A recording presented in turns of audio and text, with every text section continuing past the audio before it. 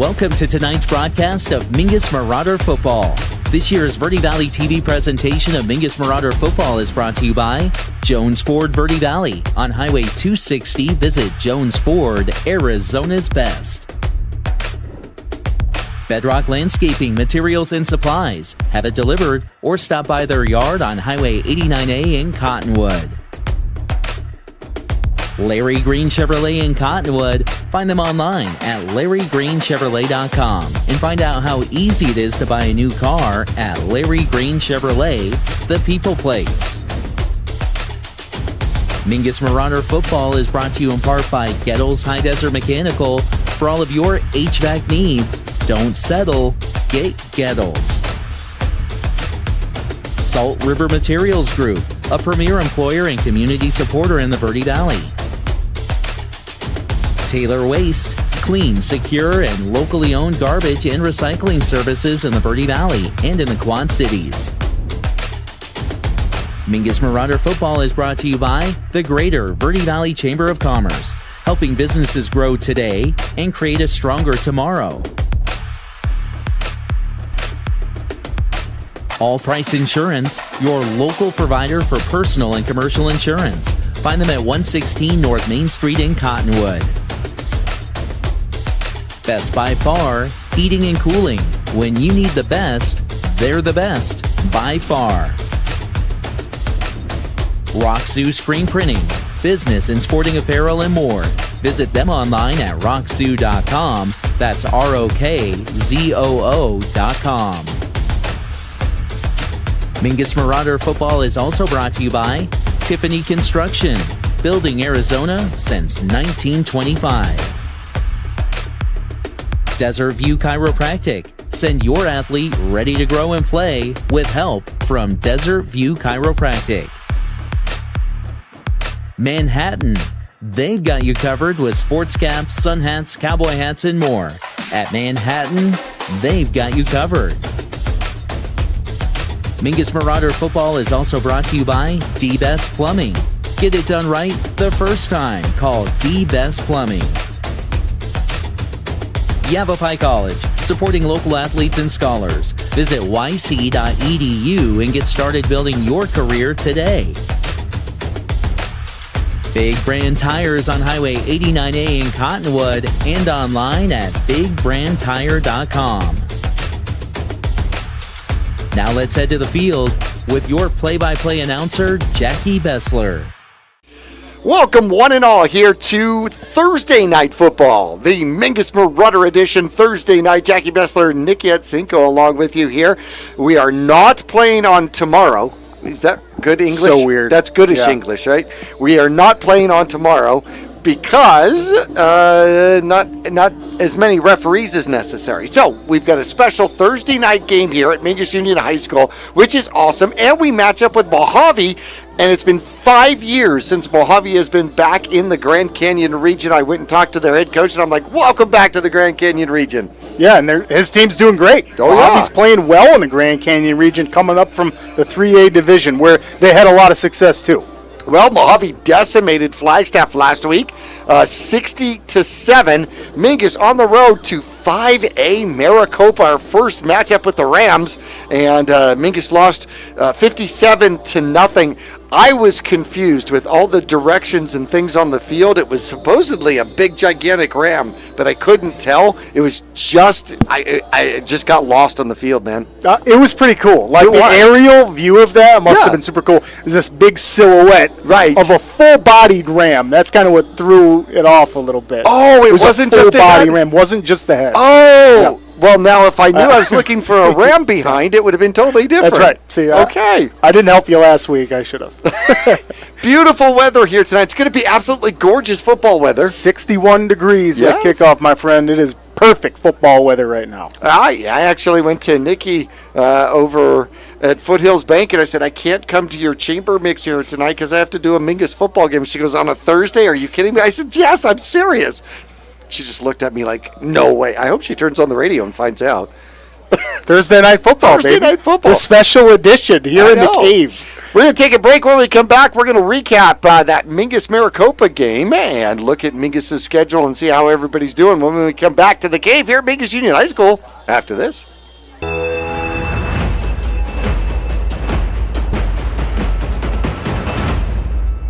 For over 6 decades, Salt River Materials Group Phoenix Cement has proudly supported youth sports here in the Verde Valley. From baseball and softball to football and basketball, they empower young athletes to reach their full potential. Salt River Materials Group employees are actively involved, giving back to the community through coaching, mentoring, and volunteer efforts. With a strong commitment to environmental stewardship, they're helping to build a brighter Verde Valley. Visit srmaterials.com. Salt River Materials Group Phoenix Cement, building a stronger Verde Valley today and tomorrow.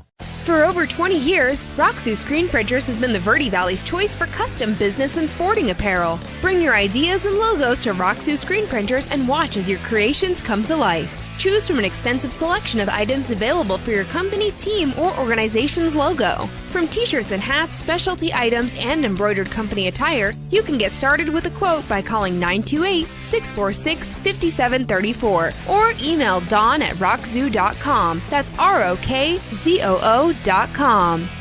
Since 1925, Tiffany Construction has worked with developers and local and federal government to build, expand, and improve infrastructure, roads, drainage systems, and subdivisions. From concept to completion, the Tiffany Construction team provides a full complement of construction services and state-of-the-art delivery methods customized to fit your needs and budget. They're Arizona's longest tenured family-owned and operated civil contractor and proudly serving the Verde Valley since 1991. Tiffany Construction, knowledge and experience to bring your project to reality.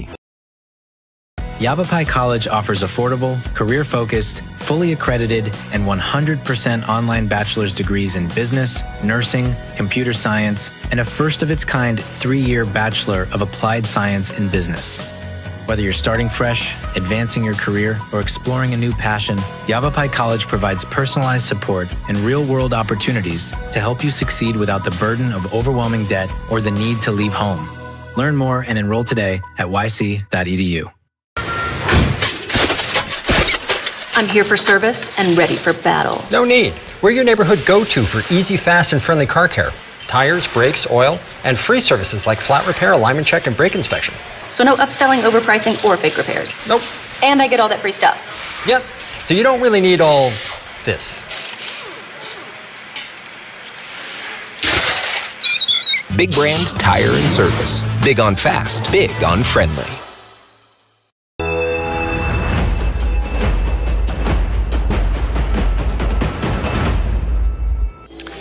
Back here at Mingus Union High School, home of the Marauders, the Mingus Marauders on the road last Friday night at Maricopa Ram 5A squad. Maricopa took it to the Mingus Marauders 57-0. It was 23-0 at halftime, 51-0 at the end of the third quarter. Third quarter just fell apart. I mean, it was the wheels on the bus go falling off or something along those lines. Mingus Marauders just could not get anything done in the third quarter. Maricopa put up 28 points on Mingus in that quarter. Overall, it was too many turnovers in the game for the Mingus Marauders, and they didn't get enough ground game going in that game. But overall, 181 yards on the ground from Maricopa to go along with 107 yards in the air. Mingus just gave him a short field to start with pretty much for most of the game. But, honestly, there really was a couple of bright spots. Mingus had two takeaways in the game. Yeah, 2 takeaways. And then, Jackie, we also had a outstanding defensive play. We were talking before the pregame here. Probably defensive player of the game for us in Cameron Houseman. So he had a sack, a couple tackles in there, also had an interception and the forced fumble. So how about that? If Cameron Houseman can have another game like that, we have a chance against any team, really. So that was pretty good. Otherwise, the Marauders, not much, like you called it, partner, offensively. Not much going on. Defensively, the big highlight was a couple takeaways, right? You had Chupp with just a handful of rushing yards. Chanez came in there, with a couple of rushing yards himself. We did spread the ball around, so Bejarano used 5 different receivers in the passing game, so that's nice to spread your weapons like that. Otherwise, Marauders had a lot of cleanup to do to get ready for Mohave. Well, last week the Flagstaff squad and this Mohave squad go matching up, and it was 60-7. The Thunderbirds victorious about that. Here's Mingus' schedule here. St. Mary's is now 5-2. They took down Thunderbird by a score of 24-14. Up next is Northwest Christian for them. Astoria Foothills, after losing to Yunker, they bounce back versus Cibola, 32-18. They'll host 4-3 Deer Valley. Yunker now 6-1. Buckeye steals the perfect season from them, 26-14. And now Yunker's got to make the trip all the way to Lake Havasu. That's a long ride. Holy cow. Sure From is. as far south as they are to as far, oh my goodness. Bradshaw is now 5-2. They take over the lead in the Grand Canyon region with an incredible 13-7 victory on the road at Lee Williams. And now they'll welcome 4-3 Buckeye after the Yunker victory. They're going to take their aim on Buckeye here at Bradshaw. Prescott is now 3-4. They got upended 42-26 by Coconino. They'll host the Flagstaff Eagles here tonight. Meanwhile, Cocoa 4-3. They'll take their 4-3 record on to Lee Williams here tonight. That will be another good one to see how Lee Williams tackles the Panthers, especially after the Bradshaw Bears. Maricopa shut out Mingus. They will be at Sunnyside, Tucson here tonight. Mohave put up 60 on Flagstaff. Now they visit Mingus here. Haven't been here since 2020. And Flagstaff 1-6. They'll head to Prescott to take on the Badgers. Lee Williams, they lost to Bradshaw by 6. They are now 5-2, and they will host Coconino. We're going to take a break. When we come back, we're going to take a look at that Flagstaff Mohave game. We're going to look at some stats for both of those squads. We'll look at rankings and standings, as well as the Mingus Marauder flag football team for the girls. We'll get into all of that in our next section of pregame coming up after this.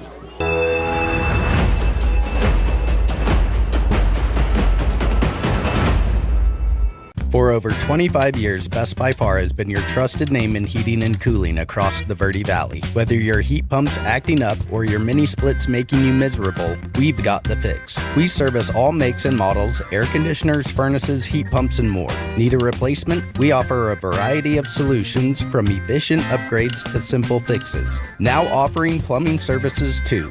Call Best by Far at 928-282-2250 or visit besthvacbyfar.com. That's far with 2 R's. For over 20 years, Roxu Screen Printers has been the Verde Valley's choice for custom business and sporting apparel. Bring your ideas and logos to Roxu Screen Printers and watch as your creations come to life. Choose from an extensive selection of items available for your company, team, or organization's logo. From t-shirts and hats, specialty items, and embroidered company attire, you can get started with a quote by calling 928-646-5734 or email dawn@rockzoo.com. That's ROKZOO.com. For over 6 decades, Salt River Materials Group Phoenix Cement has proudly supported youth sports here in the Verde Valley. From baseball and softball to football and basketball, they empower young athletes to reach their full potential. Salt River Materials Group employees are actively involved, giving back to the community through coaching, mentoring, and volunteer efforts. With a strong commitment to environmental stewardship, they're helping to build a brighter Verde Valley. Visit srmaterials.com. Salt River Materials Group Phoenix Cement, building a stronger Verde Valley today and tomorrow. Since 1925, Tiffany Construction has worked with developers and local and federal government to build, expand, and improve infrastructure, roads, drainage systems, and subdivisions. From concept to completion, the Tiffany Construction team provides a full complement of construction services and state-of-the-art delivery methods customized to fit your needs and budget. They're Arizona's longest tenured family-owned and operated civil contractor and proudly serving the Verde Valley since 1991. Tiffany Construction, knowledge and experience to bring your project to reality. Is your young athlete pushing their limits, jumping higher, running faster? At Desert View Chiropractic, we know the demands on growing bodies. That's why we specialize in helping youth athletes reach their full potential. Regular chiropractic care can help prevent injuries, improve flexibility, and even boost performance. From better balance on the field to quicker recovery after intense training. We help your athletes stay in the game they love, stronger and healthier. Don't let aches and pains sideline your child.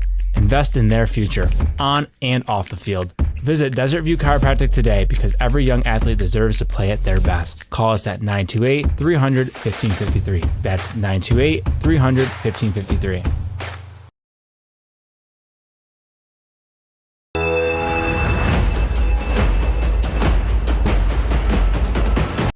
Welcome back here to the cave here at Mingus Union High School. Jackie Bessler, Nick Yatsenko along with me. The Thunderbirds, Mohave, taking it to the Eagles by a score of 60-7. Mohave put up some numbers. 17 for 25, 279 yards in the air for Joe Yanni, 5 touchdowns. You ready for this? A quarterback rating of 144.8. Wow. Have a game, young man. How about that? Also had 91 yards on the ground on just 6 carries, 2 touchdowns. The only thing that stopped him was the back of the end zone. 13 carries, 104 yards, averaging 8 yards a carry for Deegan Perry. Big fullback. We will see him and Brody Anderson carrying the ball. He had 74 yards last game. Receiving the yards, they had all sorts of receivers with lots of receptions. Morentas had 51 yards. Moses, who is not playing tonight, had 34 yards. Villarreal had 94 yards on 5 catches, a couple of touchdowns. Alejandro Ruiz had 84 yards on 2 receptions as well, and 5 turnovers for the Flagstaff Eagles last week. A story here, though. Last game, I thought this was a typo. Deegan Perry, number 32, had 10 solo tackles, 13 assists, 23 total tackles in a single game. Wow. In a single game. There are players that don't have 23 tackles for the season so far, sir. It's crazy. That is a crazy statistic defensively. It is unbelievable. And Jackie, just to tag into that, it's going to be one of our keys to the game. We talk about how do you block Perry, and he on the season, he has 102 tackles. That's insane. On the season. He's got to lead the Grand Canyon region. Actually, he leads 4A football. All of 4A football. All of 4A football. 102 tackles will get the job done. Yes, 7 weeks into the season. Yeah, absolutely it will, yes. And just taking a look at some of the offensive stats for these Thunderbirds, Joe Yoni has been incredible. Right now, throughout the whole season, he has a QB rating of 102.3. Outstanding. He has 1,503 yards in the air, 17 touchdowns, 7 interceptions. So the Marauders can find a weakness there, but 17 touchdowns, 102 QB rating. This kid's good. He also runs the ball. He's got 675 yards rushing the ball, so look for him to take off. I'm sure the Marauders have seen that a lot on film. And then Huerta Perez will be running the ball a lot for the Thunderbirds, 361 yards for him, a couple of touchdowns. Actually, to circle back, Joe Yoni has 7 rushing touchdowns, too, on top of the 17 through the air. So talk about an athlete. He definitely gets the job done. And then Perry also plays offense, Jackie. So not only are we going to see Perry on the defensive side, but we'll see him. He's got 121 yards receiving, and we know that he fills in at fullback sometimes as well. Well, I was actually talking to their head coach out here, Rudy Olvera, and he was telling me that he's just a great kid, fire science kid, and just a tremendous kid. And you watched him, just so respectful, and just wonderful to have somebody like that on the team, which is wonderful. The Mingus Marauders here tonight. Holy cow, we got younger in the cheerleading squad, did we not? Yeah, we got the youth cheerleaders here, mixing it up with the Marauders cheer team, and that's exciting to see. I know Nora's out there. One of my good friend's daughters is out there right now with the varsity cheerleaders. That's so cool. That is wonderful. Taking a look at some of the Mingus Marauder stats here tonight.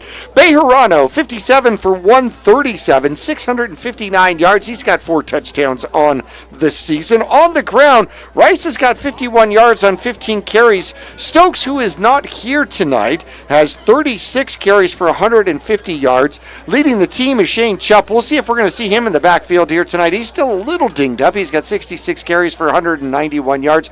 However, the expectation prediction is that we're going to see Sousa running the ball. He has got 5 carries for 5 yards so far this season, but watching him run the ball a little bit, he runs the ball certainly hard. Tim is over 100 yards receiving on 5 receptions. Rice has been sitting on 99 yards and 10 receptions for like 3 weeks now. Come on, get off it. Here we go. Chubb has got 10 receptions for 82 yards as well. Mingus Marauders, in fact, will be without Remington Stokes here tonight. I'm not exactly sure why, whether he's on vacation, whether he owes, money to coaches. I have no idea. But Remington Stokes is not here tonight, and he will certainly be missed here for the Mingus Marauders.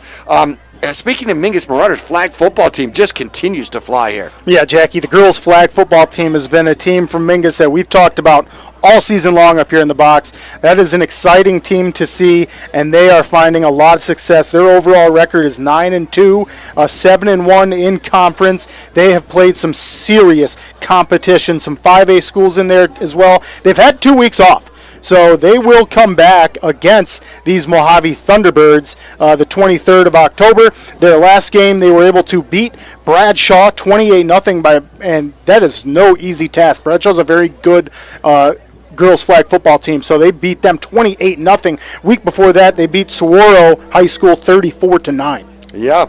Well, then the Bradshaw squad, coached by Heather Calandra, a former Mingus Marauder. Right. I think she still holds lifting records here at Mingus, which is absolutely fantastic. Speaking of lifting, weights took down Jordan Watson, and he will be casted here today. But number 73 is back on the field here tonight. That is so exciting. And so he is all foamed up. He's got a club. A big club on. He does. And I'm like, how do you grab? How are you going to grab to tackle? And he goes, I got this hand. So I thought that was fantastic. And I said, well, when I was growing up, the casts were real and plaster. When you went out on the field, you had a real club. Dude, those have got to be illegal at this point. Well, those will break a face mask, man. And it's probably because of my generation. yeah, exactly. Okay, I'm going to take not exactly personal responsibility for that. Taking a look at the 4A rankings, the rankings came out. Snowflake sitting number 1 with a 7-0 ranking. Arcadia's right behind him, and here come the Mingus Marauders. You've got all the mini Marauders out there as well, cheering on the squad as they come through here for the third home game they've got all season. Can you believe we're this deep into the season? We've got Flagstaff coming up next week at the NAU Walk-Up Skydome, and then you've got senior night, homecoming, and everything shoved into one Friday for the final game of the season versus defending Grand Canyon Region champion Lee Williams. Oh, I was going through rankings. Yes, I was. Snowflake, number 1. Arcadia, number 2. Guess who's number 3? Bradshaw Mountain. And why are they number 3 with a 5-2 record? Because their losses are to number 1 and number 2. Mohave comes in at number 4.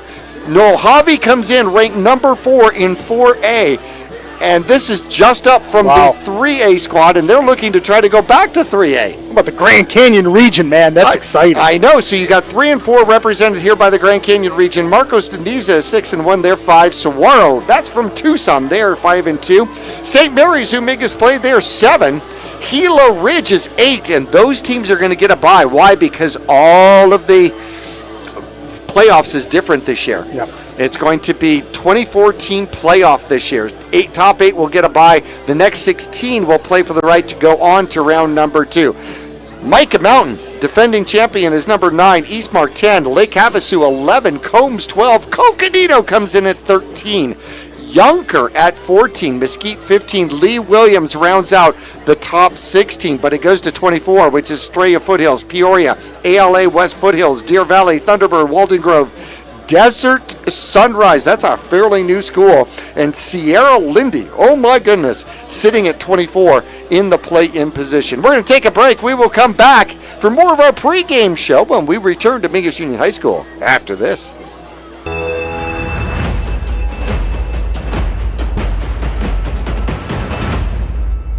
For over 25 years, Best by Far has been your trusted name in heating and cooling across the Verde Valley. Whether your heat pump's acting up or your mini splits making you miserable, we've got the fix. We service all makes and models, air conditioners, furnaces, heat pumps, and more. Need a replacement? We offer a variety of solutions from efficient upgrades to simple fixes. Now offering plumbing services too. Call Best by Far at 928-282-2250 or visit besthvacbyfar.com. That's far with 2 R's.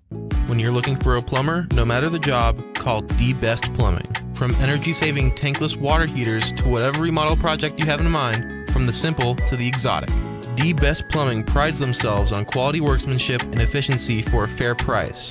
If you want plumbing done right the first time, call The Best Plumbing at 928-567-8755 or find them online at d-bestplumbing.com.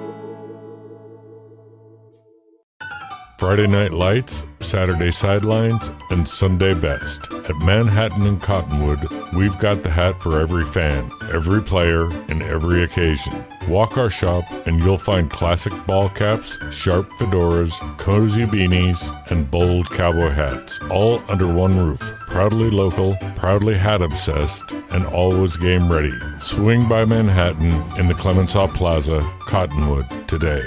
Manhattan, we've got you covered. Go Marauders! The Greater Verde Valley Chamber of Commerce is proud to support the businesses, families, and future of our community. From job fairs and ribbon cuttings to free community events and networking opportunities, they're helping local businesses grow and creating meaningful connections that last. Because when the community thrives, our kids do too. Join the movement today at verdevalleychamber.org. Greater Verde Valley Chamber of Commerce, helping businesses grow today to create a stronger tomorrow. Go Marauders!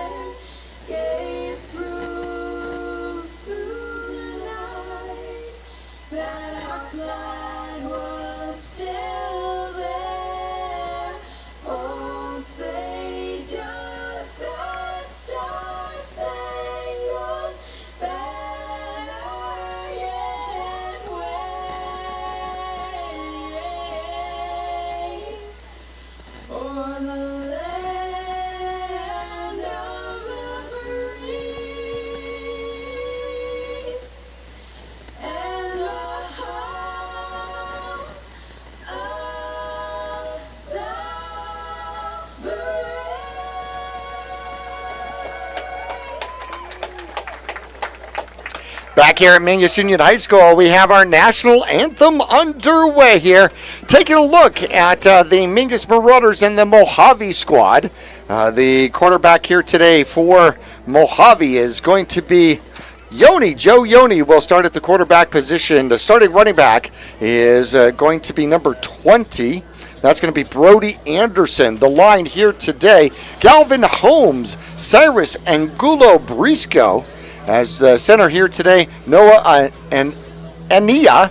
As the rest of the offensive line works out to be Andrew Seviano and Caden Tejada will be the line here. Starting receivers expected to be Villarreal, as well as, who else is going to be starting at receiver here today? I know I wrote another one down. There we go. Jacob Rivas and Alejandro Ruiz will also be starting receivers for the Mohave squad. Mingus, happy to have Jordan Watson back, probably both offensively and defensively. Yeah, speak of the devil, he is one of our captains out there, and he's out there with Austin Lyons, Shane Chupp, and Dawson Rice. A handful of starters out there for our offense. We're going to see Isaiah Ortiz. We'll see Austin Lyons on that tackle spot. Jordan Watson next to him, Trenton Patton, Landon Backus. Then we'll see Jose Escobar, Cameron Houseman, Tristan Tim, our sophomore quarterback, Hunter Bejarano. And then, like we called it in pregame, we'll see Chupp and Sosa back there carrying the ball. So the squad here from Mohave has won the toss. They have deferred. They will be kicking off to the Mingus Marauders. And our coin toss is brought to you by Sparklight. Sparklight proudly serves Prescott Valley, Cottonwood, Payson, Sholo, and now the Verde Villages. Did you catch that? The Verde Villages. Sparklight is bringing their fastest, most reliable fiber-fueled internet to the Verde Villages, and they're offering 1 gig fiber for only $29.95 for the first 3 months. Restrictions do apply, so go visit sparklight.com to learn more. Sparklight, always working for you. Sparklight.com. And Jackie, our referees for tonight will be Chet T, Steve Hernandez, James Tanner Holmes, Stephen Gottlieb, and Pat Barr. Mingus Marauders going to start here with the ball. So, keys to the game here. You got any keys to the game here for the Mingus Marauders? Yeah, and I'm going to start offensively, Jackie. It's find the end zone, written in all caps, right? Find the end zone. How we're going to do that is finishing one of these drives. Getting the run game going and finishing a drive. We talked about last week we had 5 turnovers. That killed our momentum and stopped us from getting into the end zone. We didn't not have a drive going. We started a couple drives, just couldn't finish them. Another big one is going to be contain Joe Yoni. Great athlete. And then, of course, who we talked about, blocking Deegan Perry, Jackie, lead tackler in Division 4A. Got to block him. With like 6 people if you have to. Yeah, that's right. So back for the Mingus Marauders are going to be Ortiz and Tim, 6 and 7. As Mohave is going to kick off, going from left to right across your radio dial. And we are underway here with Thursday night football. It's going to come down to Tim. Almost bounces over the top of him, takes it at the 5. Tries the right-hand side, cuts back. Nope, now he's going to bounce back outside. Ooh, and he'll get hit there. Make it out to about the 16-yard line. Mingus will kind of start a little short of the 20 there. Yep, as all the big men come jogging out to the field. Get our offense ready. It's going to be a long field if Marauders want an opening score here, but boy, I'd say it's crucial in a big matchup here in the region where Mohave is still, they got a couple losses in this region that they were not happy about, Jackie, so Marauders looking to add to that. Well, half of the offensive line coming back off for the Mingus Marauders. That's going to be Backus and Escobar and Patton all coming back off, and so now Mingus sends out let's see, who comes out for Mingus? It's going to be Lacker, comes out for Mingus. Interesting. I'm not quite sure. We got a little bit of a delay here. So I think we're going to have a timeout before we get a delay a game. Mingus has to take a timeout. And I don't know why Mingus ended up with 3 offensive linemen that had to come off the field. But we're going to take our first commercial break. 8 seconds into the game. We'll be back right after this. All Price Insurance on Main Street in Cottonwood is your local insurance provider for personal and commercial insurance. Call and compare over 150 different insurance companies for home, auto, commercial, RV, motorcycle, boat, or ATV. Specialty insurance and insurance bonds are no problem at All Price Insurance in Cottonwood. Squad accompanied tonight by the Mini Marauders. All right, so now I don't know if it was an equipment thing or somebody didn't have their shirt tucked in or whatever, but we are now back out with the original line out here with Lyons, Watson, Patton, Backus, and Escobar. As the Mingus Marauders start from their 16-yard line, there's the snap, handoff coming up the middle. Ooh, nice little hole. Bounces down, and that's going to be Sousa running the ball here for the first time in this game, and he'll pick up a good solid 6 or 7. Yeah, and that's just going right through the guard and tackle. That's a great job by the offensive line, opening up there. You can see Watson out there with his club. He's helping in on those that blocking. So was Austin Lyons downfield getting a block. Was that a garden tackle? I don't know. What is a garden tackle? I don't. All right, here we go. Second and long 3, maybe 4. Oh, and Mohave jumps. That's going to be the first flag. And Mingus has a little momentum. They'll get, if they call it right. Yes, they are. They are going to call encroachment. And Mingus will get the first down via penalty. Yeah, and that's how you get the defense to not jump, right? That's like being able to sit on a count like that. That's good discipline by the Marauders, and what you're doing is you're also making them be honest. So now Mojave's got to sit back a little bit more, not anticipate that snap. That's a good job by the offense. Mingus with the ball at the 22-yard line. There's the snap. Handoff. Ryan Sousa tries the right-hand side. He'll get bounced back and then run over. He'll gain 1, though, with forward progress.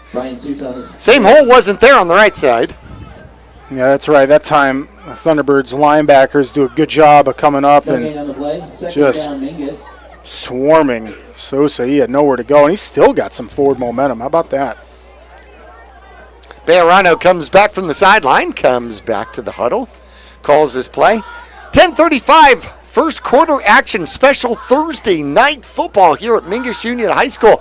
Not enough referees throughout the state to cover all games on Fridays. There's the snap, handoff. Sousa tries the left-hand side and will keep his momentum going forward. He'll get up to the 30 and pick up 2. So that's going to bring up 3rd and 7 here for Mingus.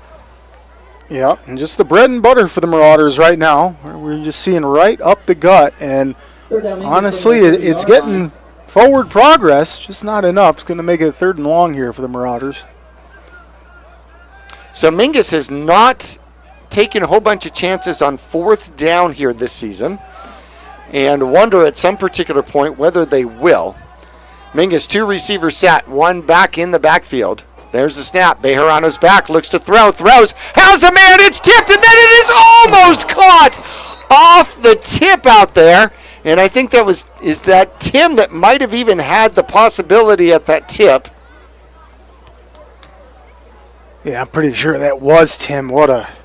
That was so close. So the ball was tipped from the receiver on the short slant, and then Tim almost caught it, and he had nothing. Nobody. That was the first score coming right there, right? We were starting to get excited up here in the box, and Tim did a really good job of trying to bring that one in. Not an easy catch at all. Obviously, it was tipped. So good job trying to focus on that one. Dylan Midkiff back to punt for the Mingus Marauders. He'll be punting from the 30-yard line. Low snap, but he gets it up, gets a pretty decent pump, drives the man back. It's going to take a bounce. It'll take a left-hand turn right at about the 40 and then down to the 37. So a decent punt here for the Mingus Marauders as he'll get off a 37-yard punt. And we'll see Mohave come offensively for their first set. Yeah, that's a good job by the Marauders offense, getting a first down and then going 3 and out, and what you do is try to flip the field position, and that's exactly what they do now. So Mojave's doesn't have as long as a field as the Marauders did, but nonetheless, they're still on their own side. Defensively for the Mingus Marauders, the safeties are going to be Sousa, Moreno, and Ortiz. Linebacker core here tonight is going to be Moore. Hasseman's in the middle, Rice on the other side. Your line is going to be Backus, Watson, and Patton. Corners are going to be Chupp and Tim.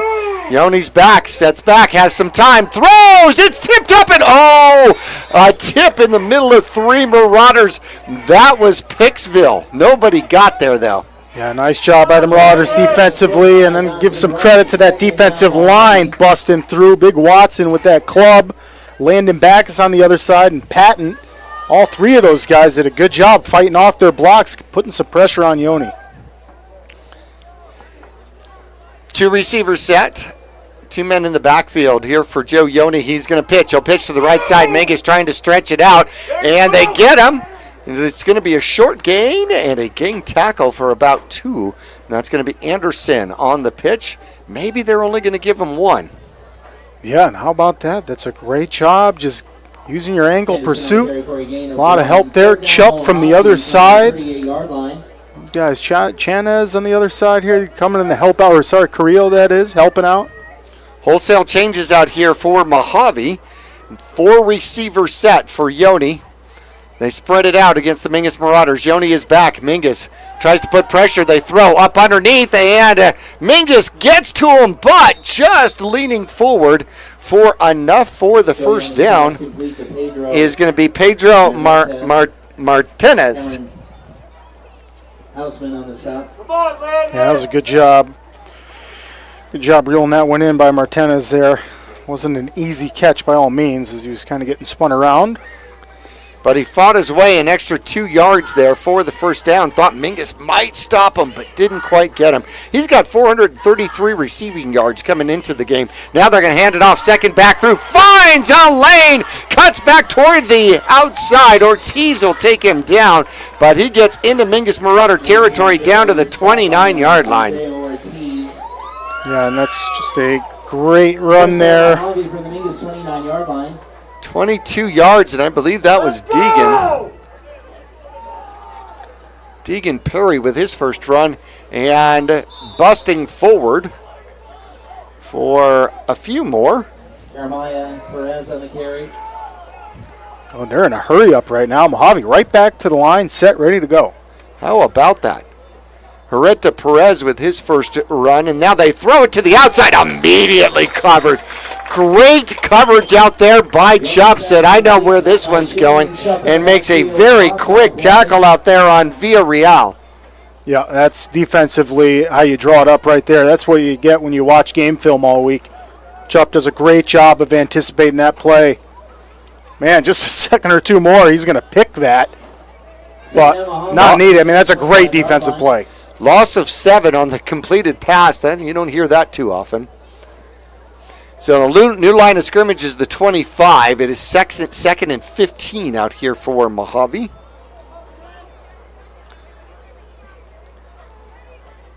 And the handoff goes up the middle. Mingus contains it. And then with the wrestling move out there is going to be Backus. Takes him down. Anderson carries the ball, but just for 2. Great tackle by Backus as he takes him over the top. Well, they call it in wrestling. He was going for the pin, man. So 3rd and long now. 3rd and about 13. Maybe 4 down territory. 4 receiver set out here. Yoni puts a man in motion. There's the snap. And he pretends to hand off. Runs it himself. Good coverage. Moreno gets him. And that is a tough tackle as Yoni will pick up 5. So Mohave does not have a field goal so far this year. So that certainly gives an indication that they will probably be going for this. 4th and 8 from the Mingus Marauder 13-yard line. Let's see if Mingus can hold here. 4 receiver set. Yoni is a threat, no doubt about it. There's the snap. Yoni's back. Looks right. Throws. Has a man near side. Catch is made. There is a tackle out of bounds by Chubb, but there is a flag on the field right at about the 14-yard line. So now we got to see what that's going to be. We have 2 flags on the field. We have a pink one and a yellow one. Which one's going to do a better job for Mingus? That's really cool, the breast cancer awareness. Illegal man downfield against Mohave. And offsetting penalties as you have a penalty against the Mingus Marauders as well. So it's going to be an official do-over with 5:34 left to go in the first quarter. Still 4th and 8. Unfortunately, Marentes found himself way too open on the near sideline. Would have picked up the first down. Yeah, he did a good job of getting right to that first down marker. So Mingus will have another chance to try to help their cause here. 2 men in the backfield. 2 men in the backfield out here for Yoni, and there's the snap. They hand it off. Nope, he's going to keep it himself. Tries to get around the corner, makes 1 man miss, and to the end zone he goes. Yoni broke out of 2 different Mingus Marauder tackles to get the touchdown as he'll pick up his 8th rushing touchdown of the season. This one from 17 out. Wow, and just a great individual play by Yoni as, I thought we were going to get him for a tackle for loss there, and he breaks out of a couple tackles, scrambles to the end zone. He gets a little bit of help from his receiver blocking at the end, and Mohave takes the early lead here. 5:02 left to go, first quarter action. A rush for 17 yards for Yoni. Makes the first touchdown of the game.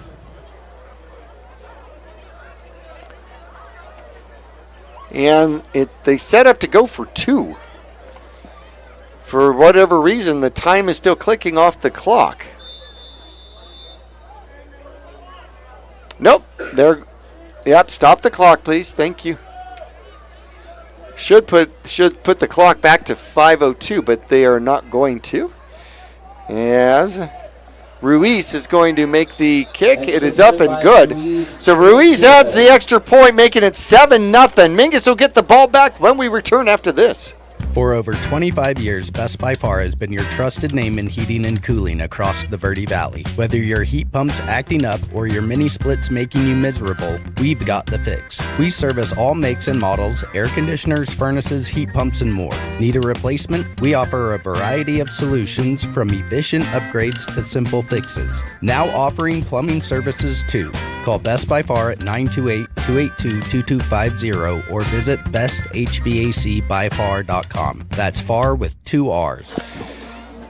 A roughing the passer call against the Mingus Marauders, unfortunately, wiped out the penalty from Mohave. Mingus would have had the ball back, and the next play turns into a 17-yard quarterback keeper for the touchdown.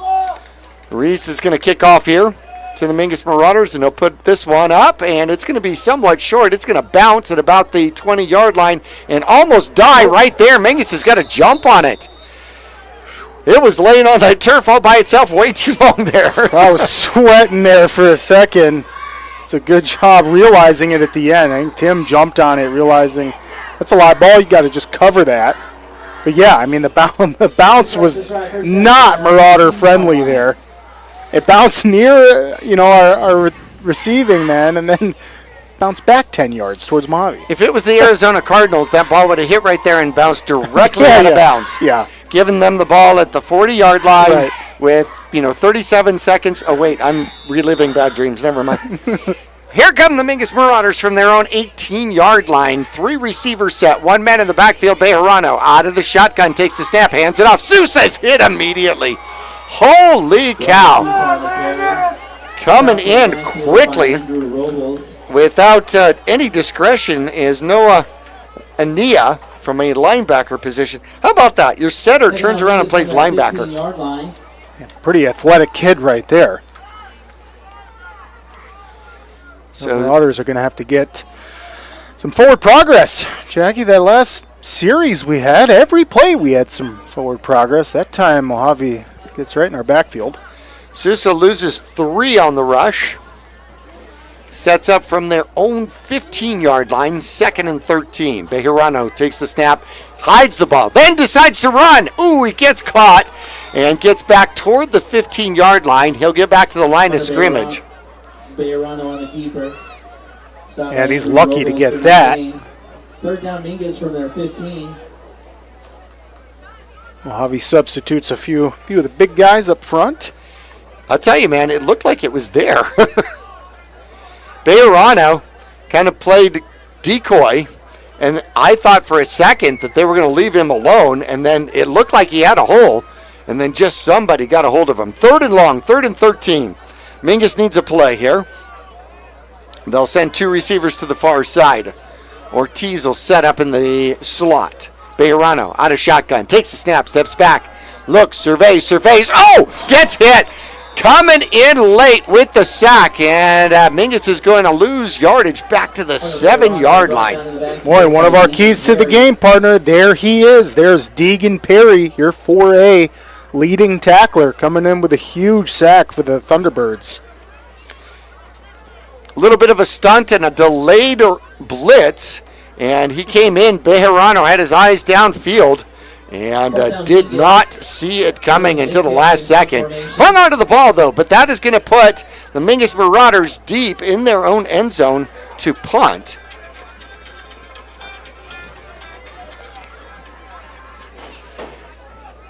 And, of course, there is the punt. Midkiff will get the punt off. It'll come down right at about the 45-yard line. Going the opposite way is going to be Marentes. Marentes down the sideline inside the 20. An excellent return back down to the Mingus Marauder 15-yard line. Yeah, that's going to be real helpful for the Thunderbirds right there. Great return after a pretty good kick, too. I mean, Midkiff definitely lays his leg into that one, and it's just a great return. Mohave sets up a block, Couple blocks along that sideline, and boy, they got a short field to go. Short field indeed. The Mingus Marauder 15-yard line. Man in motion. They fake the handoff. Second back. Running through. Scampering. They got him by the jersey. And they get him down close to first down territory. Right at about the 6. It might be 9. Second down, Mohave. And running back to get right back to it out there. It's going to be number 22. I don't even see a number 22. There's the snap. No, that's going to be Deegan. I'm sorry. He might have enough for a first down. I think you were right. I think that is 22, which I didn't see either. Yeah, that is definitely 22. So we thought that was Deegan, but I don't think that is. I don't have a 22 on their roster. So he is the collegiate player that has come down to... No, I'm kidding. So no gain on that one, though. So it brings up a 3rd and 1 from the Mingus Marauders 6-yard line. Stacks receivers on the near side, 2 on the far side. 1 back in the backfield. Man in motion. There is the snap. They will hand it off. Mingus will get right to it. And Backus does not look at the fake whatsoever, goes directly after a running back, and that will be a loss of about 3. So 4th down and 3 now. Can the Mingus Marauders hold? Yeah, about a goal line stand right here from the Marauders. Crucial. Don't want to let Mohave get up 2 scores here. 15 seconds left here in the first quarter.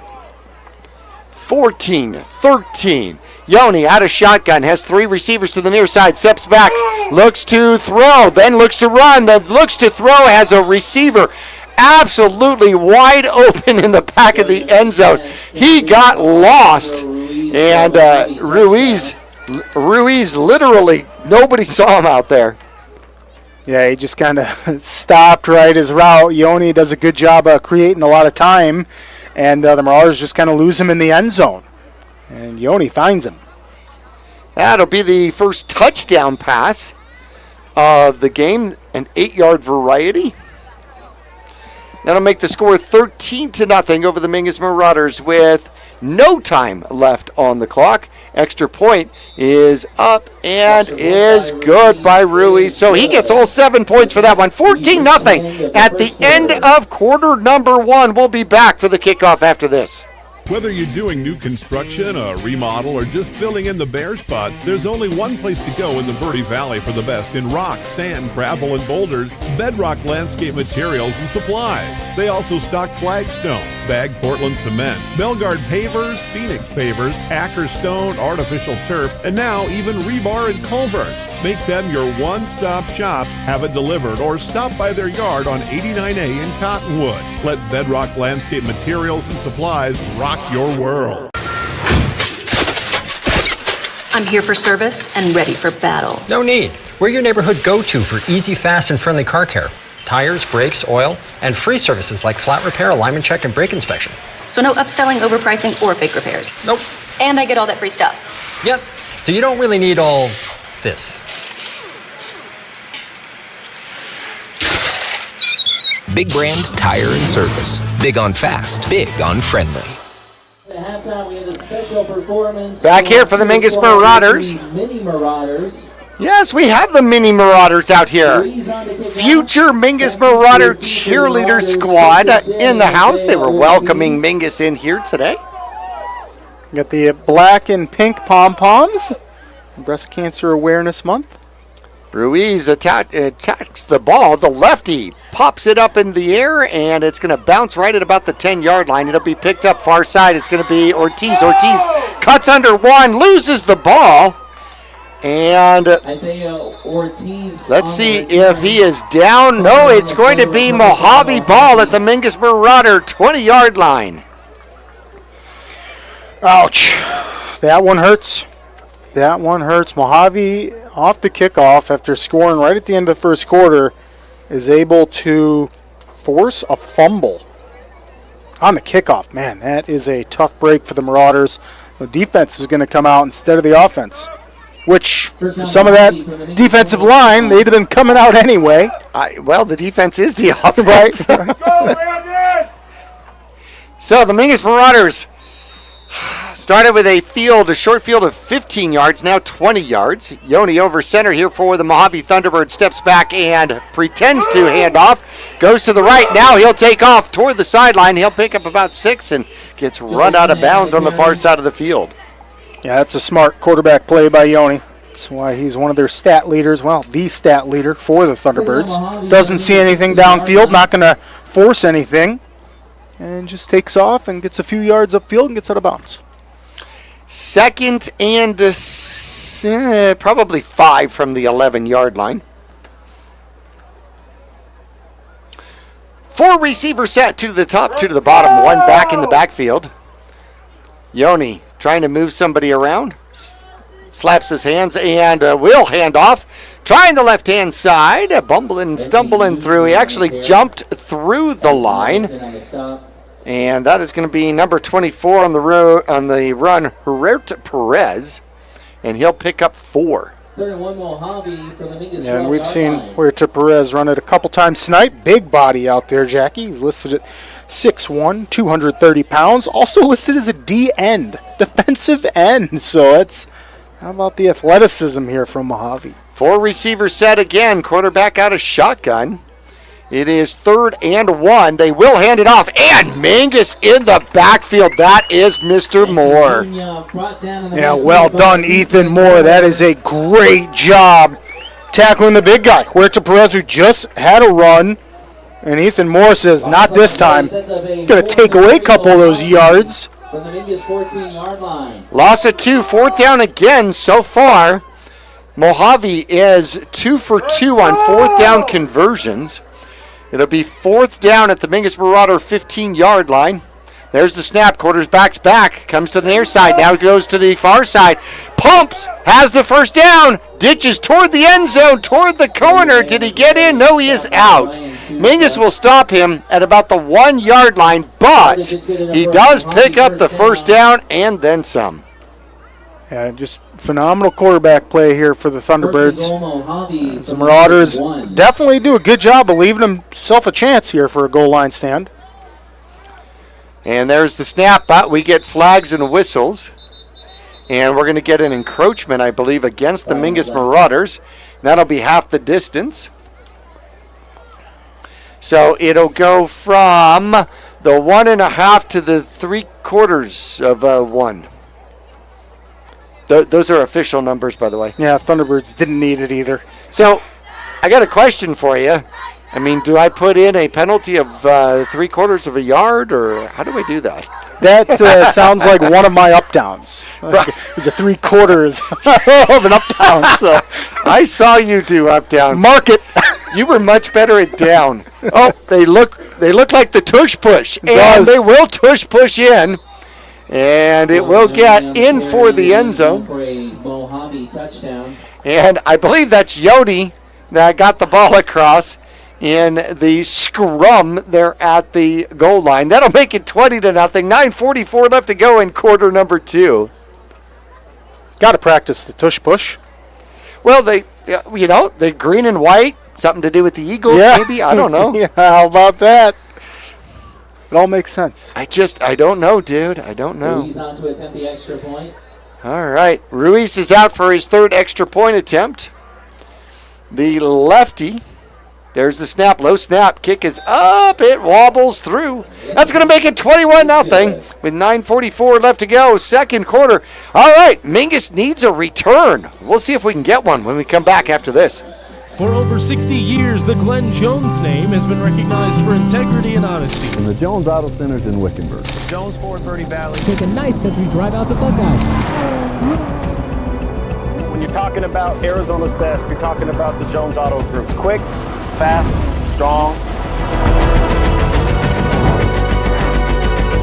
I want to invite you to visit our new facility in Casa Grande and enjoy our country-style way of doing business. We're the Joneses. Jones Ford scoreboard should be 21-0. 21-0. As Mohave adds the extra point out here for 9:44 left to go. It's more of a 9-1-1 here for the Mingus Marauders. Mingus has got to get some good special teams play here, get some decent field position, and then put together some first downs. Got to find a way to find pay dirt out here against the team in white and green, the Mohave Thunderbirds. Up from 3A, where they were pretty dominant. There's the kickoff. It is up. See if Mingus catches it in the air. They'll take it at about the 12-yard line.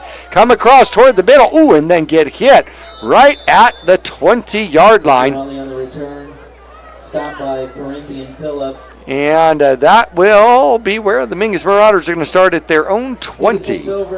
Yeah, great job by Mojave's coverage team. The hang time on that kick is impressive, too. I mean, it literally gives the Thunderbirds just enough time to get down there. The coverage team is doing a great job, and they make the tackle right there on the spot. So Mingus trying to bring this back into a 2-score game here. Have a long field from their own 20. 4 receiver set out here. Bejarano out of shotgun. Takes the snap, steps back, looks to throw. Quick throw, has a man, and Mingus with the first down out there.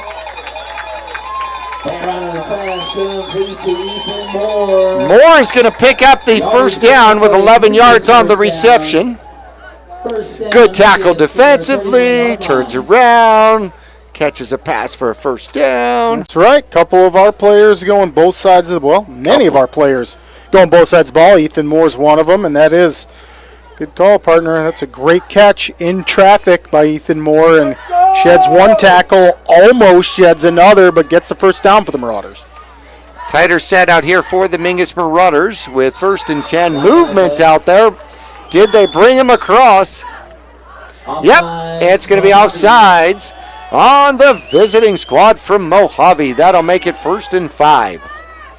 Yeah, great discipline from the offense. And again, that's how you get the Thunderbirds to back off the ball a little bit. Just 11 yards in penalties so far, but the biggest penalty was actually the offsetting penalty against Mohave when Mingus had him stopped. Here come the Mingus Marauders. There is the snap, handoff up the middle, driving his way forward, and then he gets a little help from his friends out to close to the 40-yard line. They're going to mark him at the 40-yard line. Give him 4. Sousa running hard up the middle, makes it a 2nd and 1. Yeah, it helps when you have a huge block from Jordan Watson out there who just absolutely flattens that poor Thunderbird that was in front of him. And he kind of comes to the sidelines after that with his chest out. Deservedly so. 3 receivers set. 1 man in the backfield out here for Bejarano. 2nd and 1. Low snap. They do hand it off. And it's going to be a first down and so much more. Sousa rumbling, stumbling into Mohave territory down to about 45. Give him 15 on the run. Yeah, and that is a heck of a run right there. Stay on your feet, break a couple tackles. That's how you get your offense some momentum right there. That reminded me of Longfellow. It actually did. Remember Longfellow? Rumbling, bumbling, and stumbling. Man, yes. Yeah. We called him the wrecking ball. That's right. He would go through and there's somebody. Let me go hit him. 45-yard line here of Mohave. Mingus' first trip into Thunderbird territory. 4 receivers set. Bejarano takes the snap, steps back, looks for someone to throw to, throws! Oh, almost picked off. Intended for Houseman, and getting right at it was Joe Yoni. The quarterback turns around, plays defensive back, and I looked at their head coach and I said, really? And he went, athlete. He's good. Okay. He's good. You got to put him there. Yeah, wow. And he almost comes up with a huge INT, but just can't quite grab it. So Bejarano so far in this one, 1 for 3. As Mingus is at 2nd and 10. Tim and Ortiz come to the near side. Moore is at the far side. Got Sousa in the backfield with Bejarano. There's a snap, low snap. Looks to throw, throws it outside. It's going to be Tim. Tim tries to avoid a tackle, gets back to the line of scrimmage and maybe a half a yard. I think they're going to give him 1. Yeah, that is a generous spot. Good job by Houseman. I mean, that's how you lean forward, right? He got wrapped up behind the line of scrimmage, but they ended up giving him one.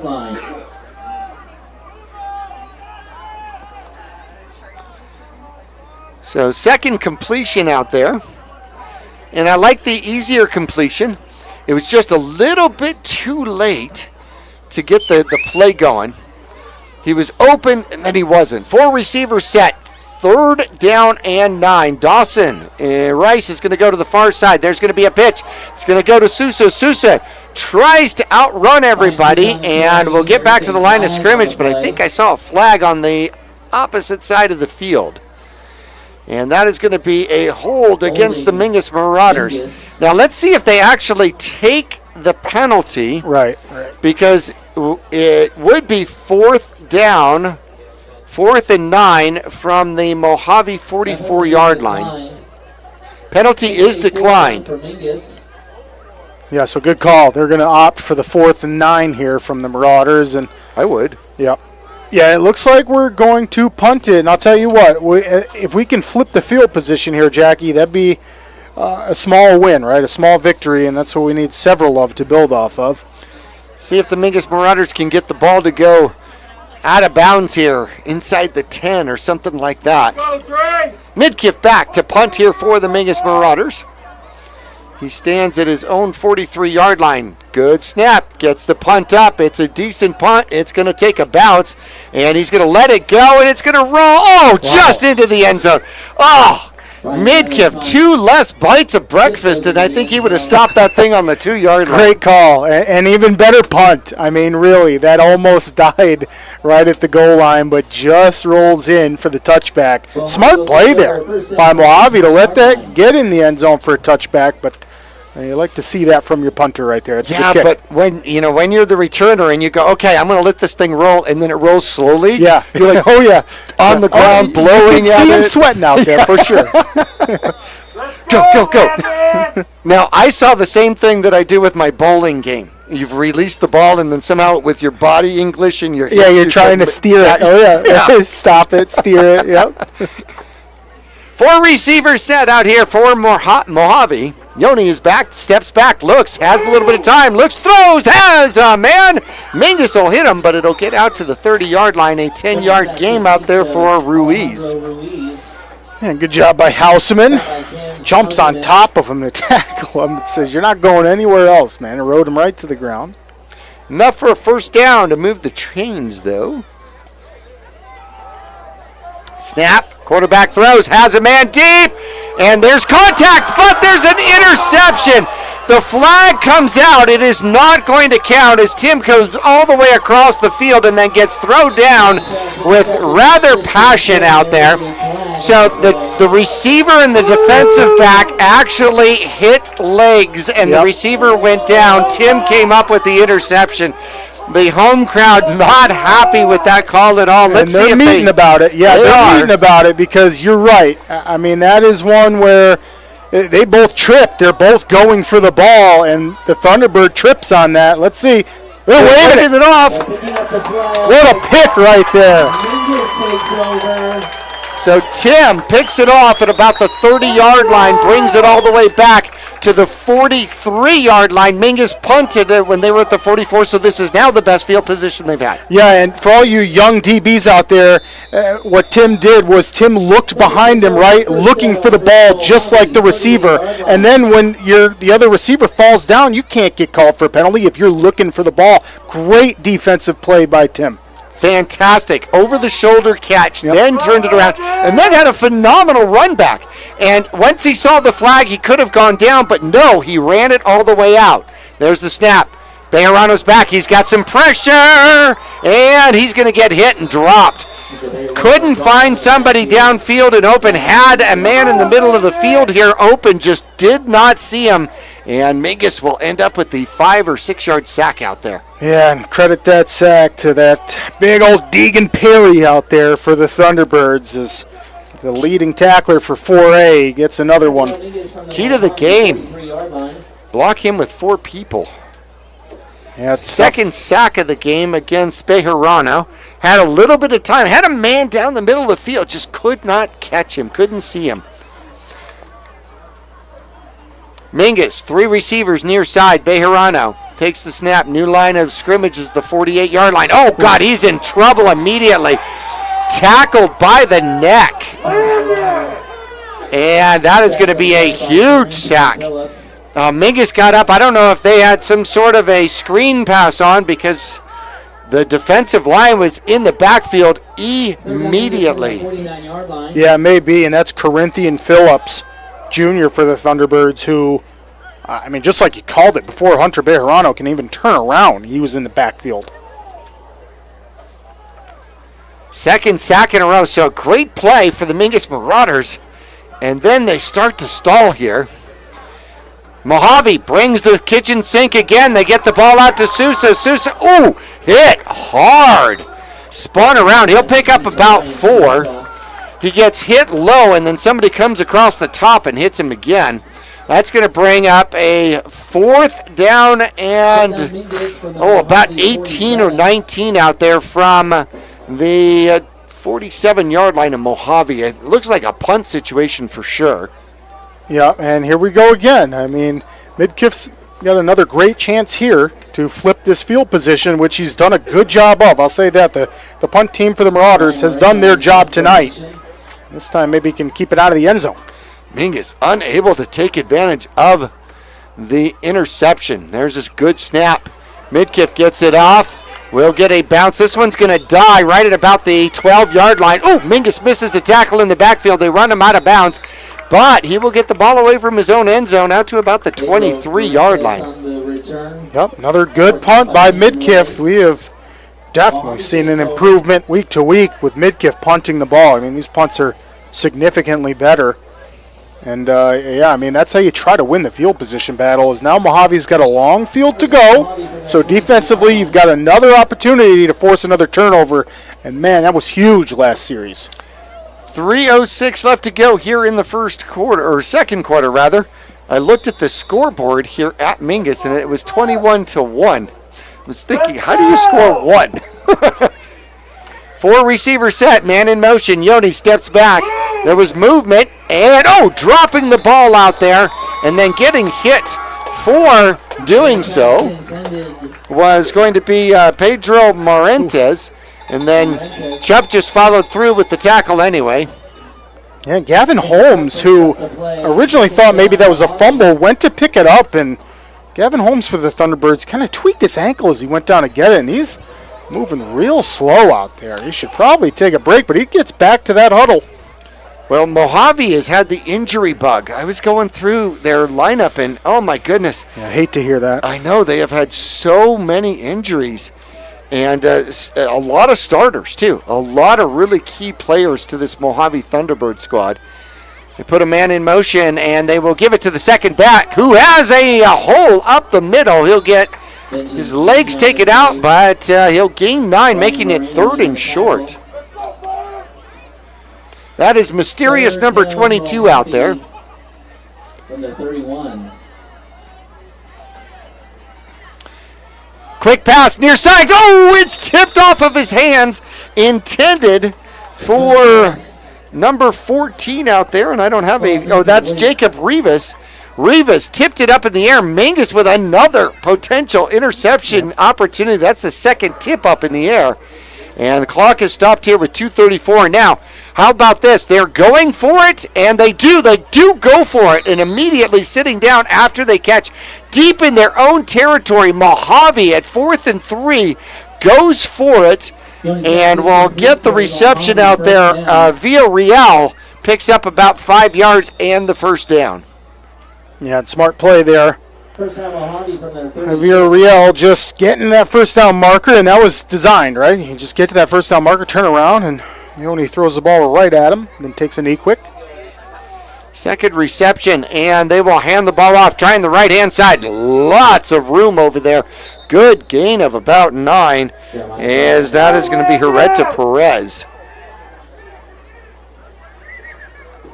Marauders making a couple substitutions. Trying to get some fresh bodies in there as our big man Watson comes out. You can see him on VVTV with that big club. So Mohave, clock is under 2 minutes. They still have 3 timeouts. It is 2nd and 1 from their own 45-yard line, leading the Mingus Marauders here 21-0 here in the first half. There's the snap. Yoni's back. Looks to throw. Throws downfield. Has a man down there, and a reception over the Mingus Marauders. What an incredible catch out there, and that is going to be Villarreal. Wow. What a throw by Yoni. I mean, Villarreal is in full stride and catches that over his shoulder. Man, high school football, that is an amazing play right there by your quarterback. Great catch. I mean, Marauders were all over him. Houseman was right on him. Moore was there too. I mean, Marauders had coverage, but you can't cover a perfect throw and catch, man. That was close to it. 38 yards, and he dropped it in absolutely perfectly over the Mingus Marauder defense. Now they will hand off, trying up the middle, and bumbling down to the 5 with a good first down run for about 7, and that is going to be Hereta Perez. Jeremiah Perez on the carry. Trent Patton in on the stop. And trying the right-hand side. Mohave picks up the touchdown with 41 seconds out there. And was that Perez that ran that one in? Yes, it was. They had another one out for him. It was just a sweep to the right outside the tackle, and the Thunderbirds do that in hurry-up mode. When you saw that on your screen there, they got right to the line of scrimmage and get that play off. So with 41 seconds left, Mohave extends the lead 28-0 over the Mingus Marauders. Ruiz in for the extra point, his 4th attempt of the game. There's the snap, low snap, kick is up. Kick looks good, it is good. 28-0, Mohave takes the lead. We'll return for the kickoff right after this. When you're looking for a plumber, no matter the job, call The Best Plumbing. From energy-saving tankless water heaters to whatever remodel project you have in mind, from the simple to the exotic, The Best Plumbing prides themselves on quality workmanship and efficiency for a fair price. If you want plumbing done right the first time, call The Best Plumbing at 928-567-8755 or find them online at d-bestplumbing.com. Got the Hyundai of Conwood halftime report coming up in 41 ticks from now. Just enough time for a run back. You got Rice on one side, and I think Tim on the other, deep for the Mingus Marauders. Back for the Marauders. Ruiz goes all the way back to the 30. He wants a 10-yard head start on this one. Counts the players. 1, 2, 3, 4, 5. 1, 2, 3, 4, 5. Approaches. And he'll boot that one up short. And it'll drop in at about the 20-yard line, taken by one of the up men. And getting to the sideline, but losing his balance. Getting tripped up out there is Moore. But Moore gives the Mingus Marauders decent field position past the 40 out to the 42. Yep, great return. Ball bounces right in front of him. Ethan Moore makes a smart football play, scoops that up after he watches the bounce, and you're right, partner. He almost, if he would have kept his footing on the sidelines, he had one man to beat. Otherwise, good return nonetheless. Decent field position out here, 39 ticks. However, Mingus has 3 timeouts to earn and burn out here. So Mingus can run the ball. They can throw the ball down the middle of the field. They can go all sorts of different directions. They set up a 4-receiver set. Bejarano out of shotgun. Takes the snap, steps back. He's going to pitch to the near side and immediately hit in the backfield. It's going to be Loya. Loya comes up 11, it tackles 11, and that is going to be a loss of 7 out there. Clock continues to run. Yeah, that's a tough one for the Marauders, as that's going to take us maybe right into halftime, and another tackle for loss. Mingus will set up for one more play, possibly. 10 seconds left. Ortiz comes back into a tight end position. Bejarano's back, has a little bit of time. Throws. It's tipped, and then intended for Moore. Pass ball is incomplete. And they say zeros on the clock. Let's see if they actually have zeros on the clock. Are they going to call this halftime? They are going to call this halftime. We are going to be into our Hyundai of Cottonwood halftime report. We're going to look at the scoring and stats when we return after this.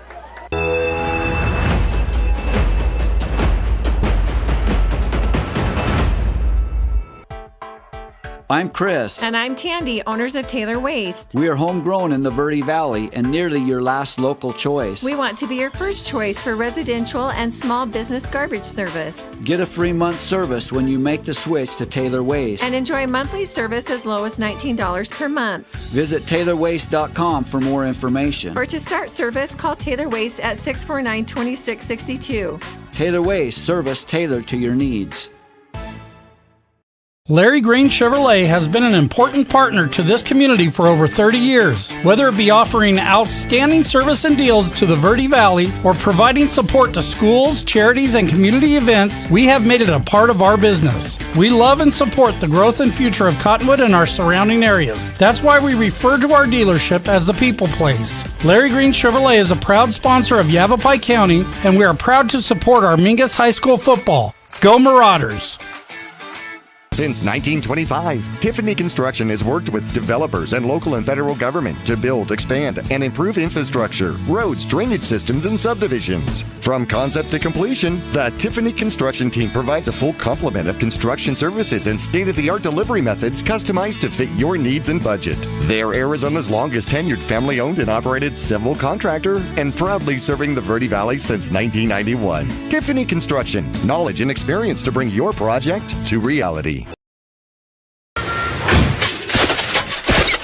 I'm here for service and ready for battle. No need. We're your neighborhood go-to for easy, fast, and friendly car care. Tires, brakes, oil, and free services like flat repair, alignment check, and brake inspection. So no upselling, overpricing, or fake repairs. Nope. And I get all that free stuff. Yep. So you don't really need all this. Big Brand Tire and Service. Big on fast, big on friendly. All Price Insurance on Main Street in Cottonwood is your local insurance provider for personal and commercial insurance. Call and compare over 150 different insurance companies for home, auto, commercial, RV, motorcycle, boat, or ATV. Specialty insurance and insurance bonds are no problem at All Price Insurance in Cottonwood.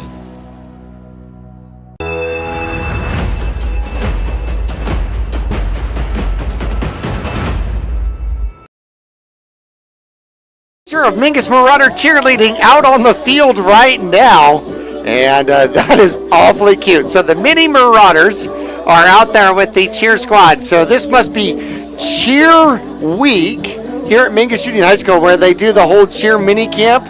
Just like do you remember when it was mini football camp? Oh, of course I do. I mean, how fun. You're looking up to your peers, right? Your family and your friends who are older than you, and how special to be on the field with varsity right now. Oh my gosh, yes. No, it is a huge feeling, and then when the players or the cheerleaders out here are recognizing cheerleaders out there and knowing them by name, it's a huge difference out there. It does. Welcome to the Hyundai of Cottonwood halftime report. Driving a Hyundai, I'll give you peace of mind. You can stop by and test drive one here this weekend. In fact, now you can do it Friday as well as just Saturday. How about that?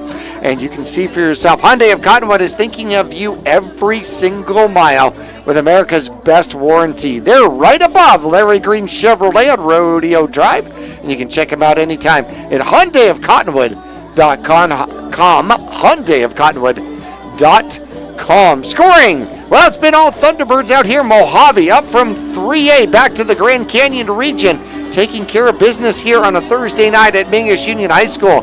5:02 left to go first quarter. Yoni, the quarterback, a 17-yard run on fourth down. Goes left and finds end zone. Ruiz added the extra point. It was 7-0. And then as time runs out in quarter number one, an 8-yard pass. Yoni finds Ruiz in the back of the end zone. Ruiz hits the extra point to make it 14-0. Then second quarter action, another 14 points. As starting off with 9:44 left to go in the second quarter. A 1 yard tush push from the team in white and green. Sounds appropriate. The extra point was good. It was 21-0. And then with 41 seconds left to go here in quarter number 2, a hurry-up offense and a 5-yard sweep by Hereta Perez with the extra point makes it 28-0 here at halftime. We're going to take a break, come back, and when we do, we'll go through some individual stats at Mingus Union High School after this.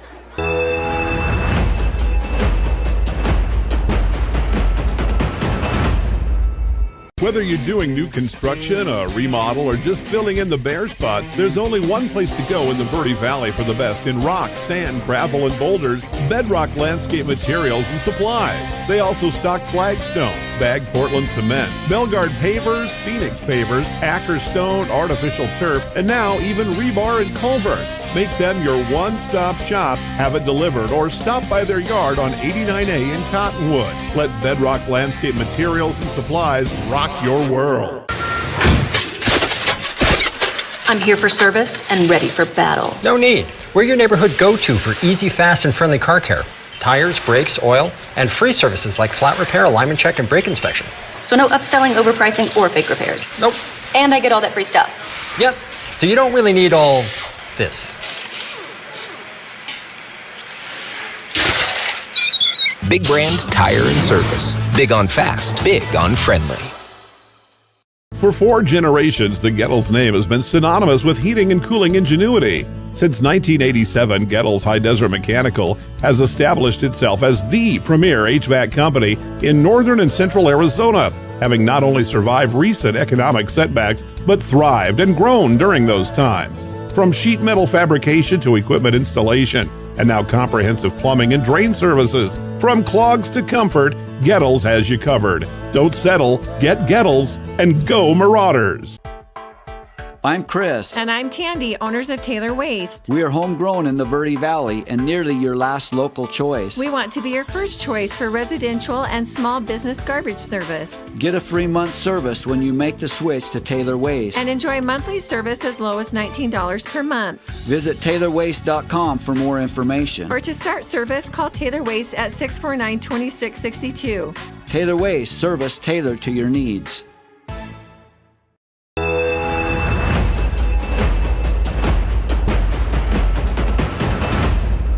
Back here at Mingus Union High School, home of the Marauders, the Hyundai of Cottonwood halftime report. Jackie Bessler, Nick Yatsenko along with you here as we take a look at some of the individual stats.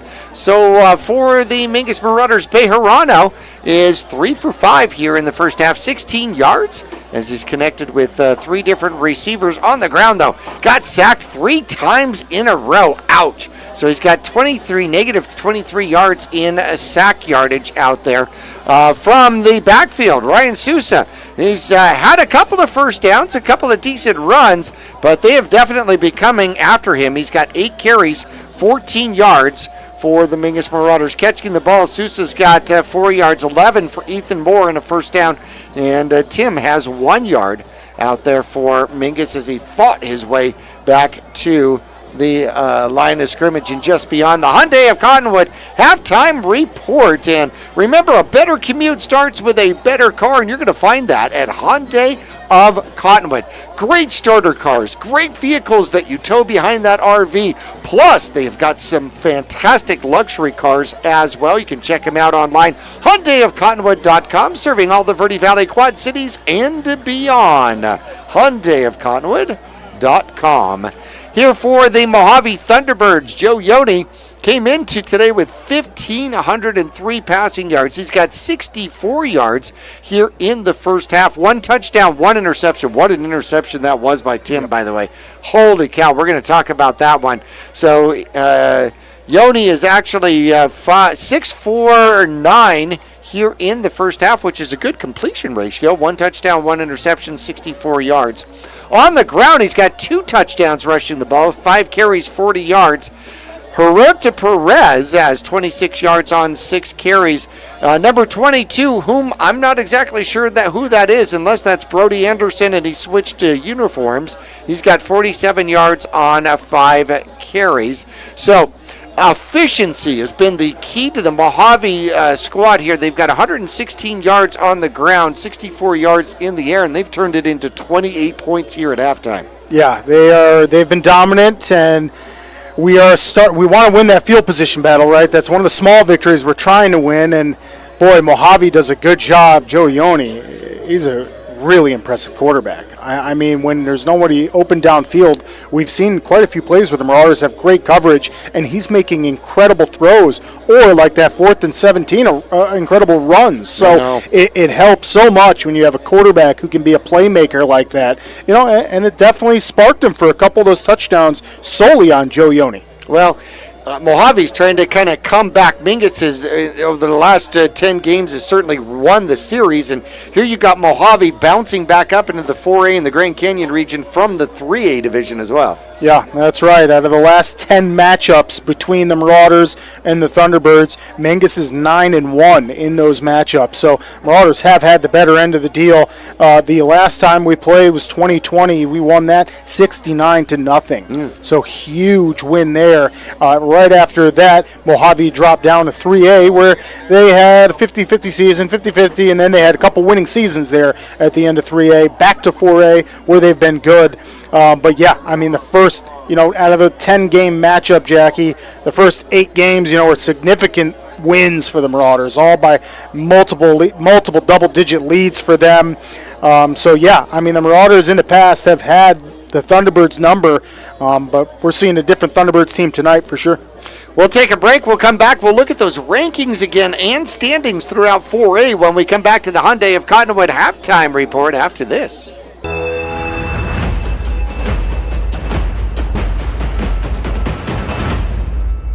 Whether you're doing new construction, a remodel, or just filling in the bare spots, there's only one place to go in the Verde Valley for the best in rock, sand, gravel, and boulders, Bedrock Landscape Materials and Supplies. They also stock flagstone, bagged Portland cement, Belgard pavers, Phoenix pavers, Acker stone, artificial turf, and now even rebar and culvert. Make them your one-stop shop, have it delivered, or stop by their yard on 89A in Cottonwood. Let Bedrock Landscape Materials and Supplies rock your world. For over 25 years, Best by Far has been your trusted name in heating and cooling across the Verde Valley. Whether your heat pump's acting up or your mini splits making you miserable, we've got the fix. We service all makes and models, air conditioners, furnaces, heat pumps, and more. Need a replacement? We offer a variety of solutions, from efficient upgrades to simple fixes. Now offering plumbing services too. Call Best by Far at 928-282-2250 or visit besthvacbyfar.com. That's far with 2 R's. When you're looking for a plumber, no matter the job, call The Best Plumbing. From energy-saving tankless water heaters to whatever remodel project you have in mind, from the simple to the exotic, The Best Plumbing prides themselves on quality workmanship and efficiency for a fair price. If you want plumbing done right the first time, call The Best Plumbing at 928-567-8755 or find them online at d-bestplumbing.com. I'm Chris. And I'm Tandy, owners of Taylor Waste. We are homegrown in the Verde Valley and nearly your last local choice. We want to be your first choice for residential and small business garbage service. Get a free month service when you make the switch to Taylor Waste. And enjoy monthly service as low as $19 per month. Visit TaylorWaste.com for more information. Or to start service, call Taylor Waste at 649-2662. Taylor Waste, service tailored to your needs. The Greater Verde Valley Chamber of Commerce is proud to support the businesses, families, and future of our community. From job fairs and ribbon cuttings to free community events and networking opportunities, they're helping local businesses grow and creating meaningful connections that last. Because when the community thrives, our kids do too. Join the movement today at verdevalleychamber.org. Greater Verde Valley Chamber of Commerce, helping businesses grow today to create a stronger tomorrow. Go Marauders!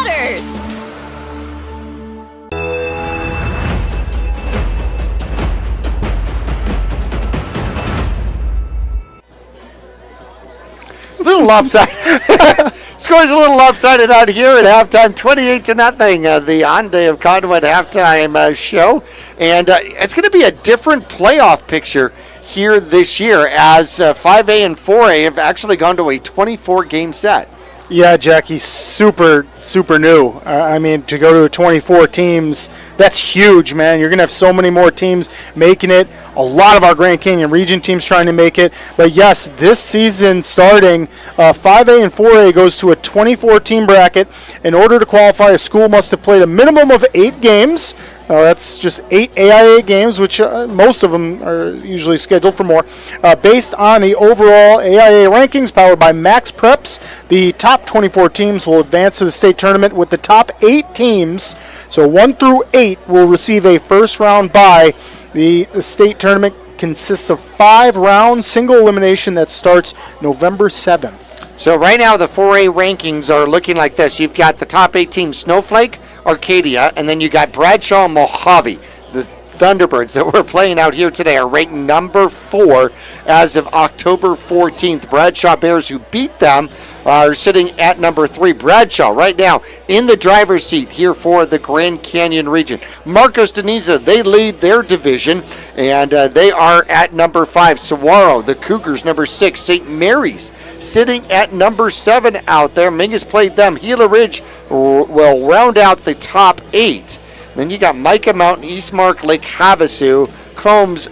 Coconino comes at 13. Yunker, another Mingus Marauder opponent, at 14. Mesquite, 15. Lee Williams, the defending Grand Canyon region champion, who will be our final game of the season, sits at number 16. All of those 9 through 16 would have home field advantage against Estrella Foothills, Peoria, ALA West Foothills, Deer Valley Thunderbird, Walden Grove, Desert Sunrise, and Sierra Lindy.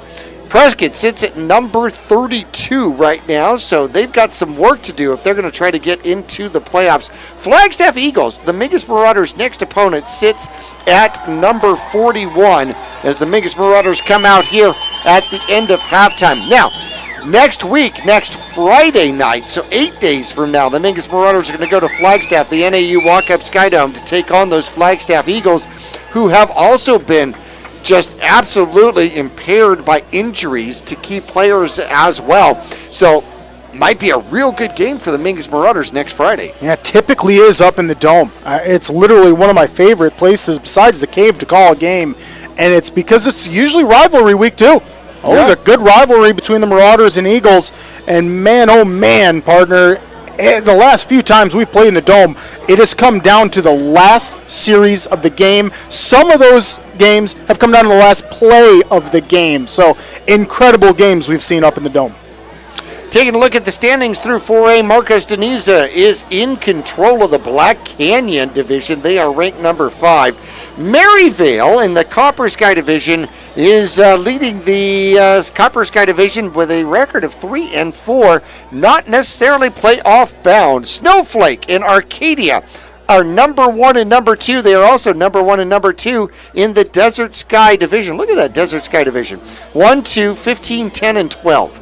That's the top 5 teams there, including Mesquite, Eastmark, and Combs. Boston Butte, 0-7. They're probably not playing in playoffs here this year. Gila Ridge, a playoff possibility out there, leading the Desert Southwest division. In the Gila division, they have got 3 teams that are 2-0, but only one is anywhere close to making it to playoffs. That would be Pueblo, but they are number 29. Then you get to the Grand Canyon region. How about this? 3, 13, 16, and 4.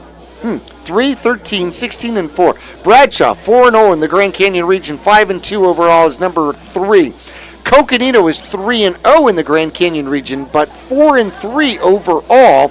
They are number 13. Lee Williams is number 16. They are 5-2 overall, but 2-1 in the division.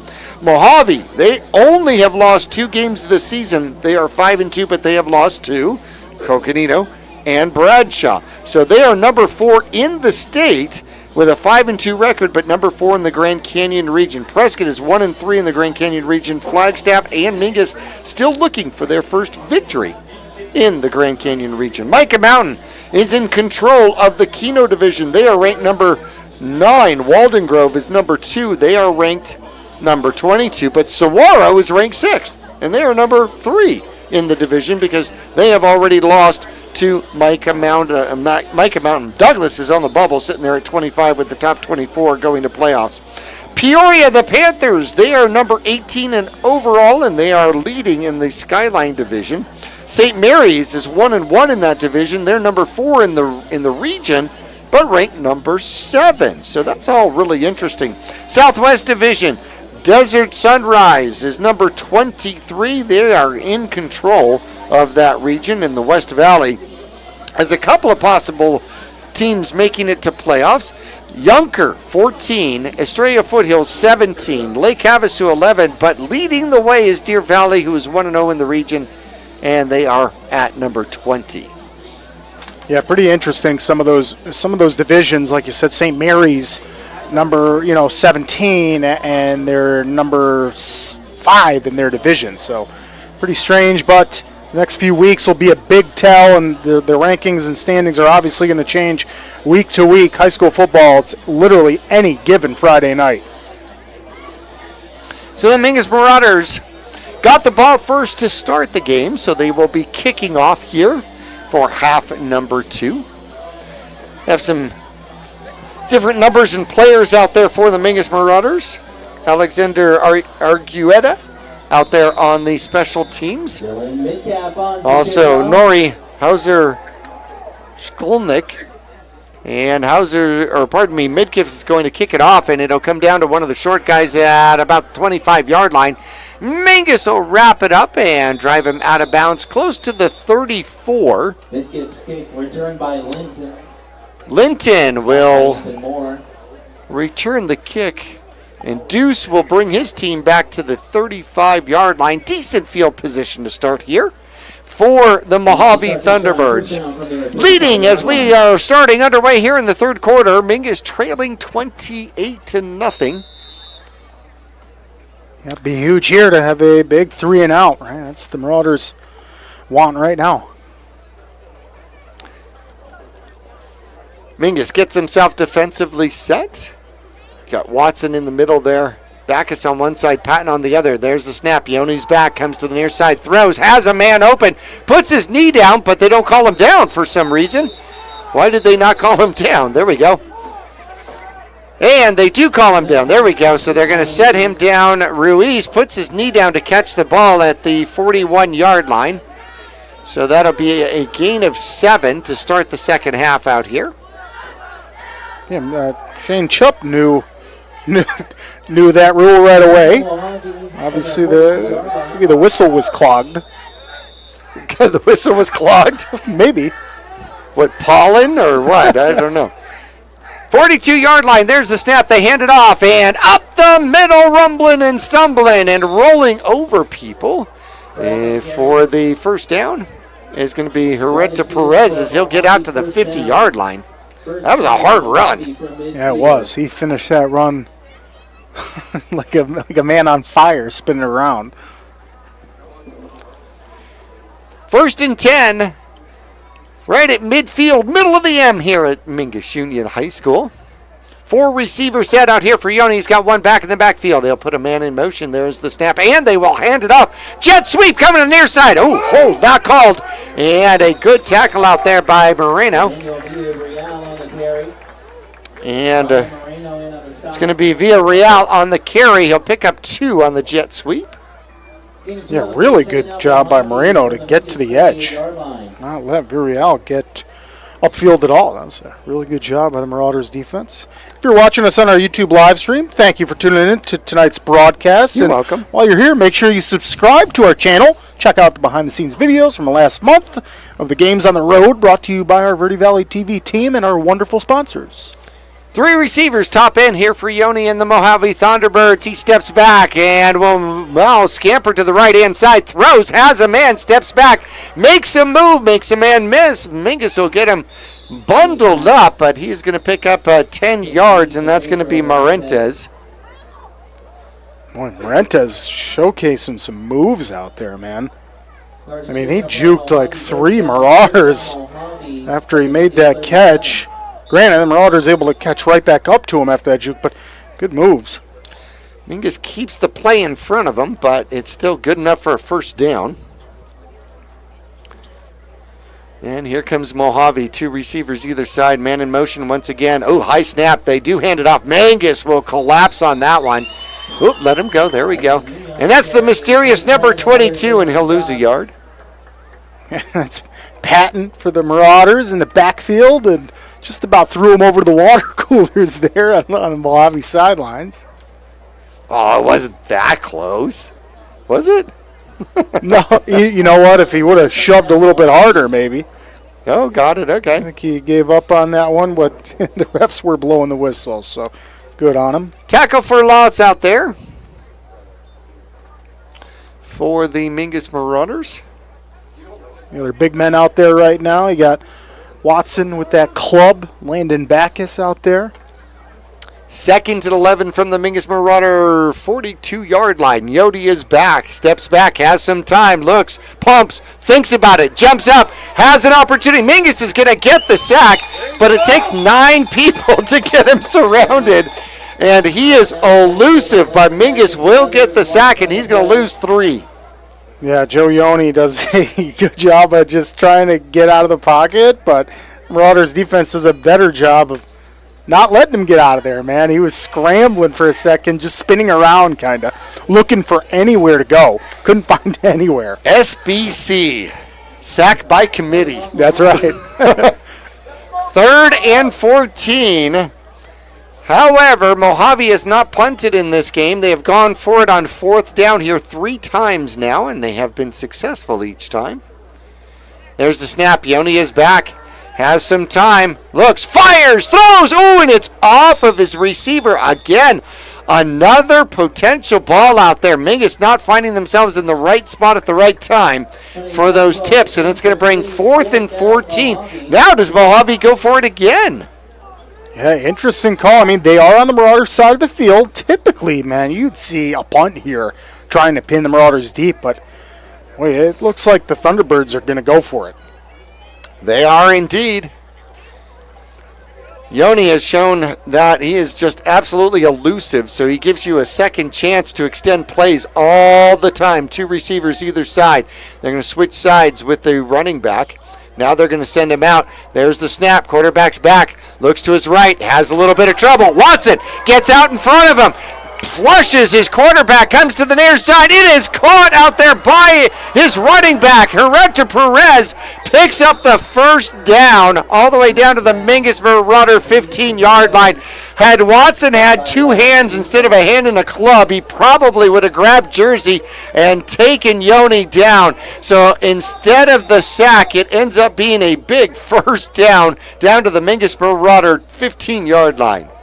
Yeah, for sure. Watson wants that one back. I'm sure he wants to rip that bubble off his arm right now, as you're right. I mean, if he could have gotten 2 paws on Joe back there, he would have had a huge sack on 4th down, but boy, they're able to make some moves. Yoni makes it happen. Good reception out there, and now the run coming the opposite direction. Yoni's going to call his own number and pick up 9 inside the 10 down to about the 6 or 7. Boy, and that is a couple of 4th downs. Not too good. Just to backtrack, Jackie. A couple of 4th downs for the Thunderbirds. That it's been 4th and long, double digits, and it's amazing plays that they're making. So real tough defensively. And there is the handoff going to the right-hand side. That's going to be number 32, Deegan Perry, as he'll pick up the 7-yard touchdown. Off tackle to the right-hand side, goes in untouched.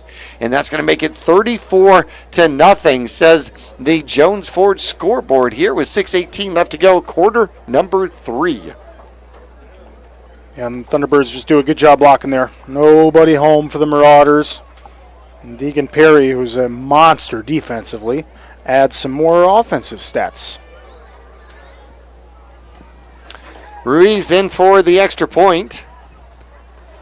And that one is low and goes doink. Second doink of the season. All right. Except that was a crossbar doink. 34-0, the score remains. 6:18 left to go, third quarter. We're back after this. Friday Night Lights Saturday sidelines, and Sunday best. At Manhattan and Cottonwood, we've got the hat for every fan, every player, and every occasion. Walk our shop and you'll find classic ball caps, sharp fedoras, cozy beanies, and bold cowboy hats, all under one roof. Proudly local, proudly hat obsessed, and always game ready. Swing by Manhattan in the Clemenceau Plaza, Cottonwood, today. Manhattan, we've got you covered. Go Marauders!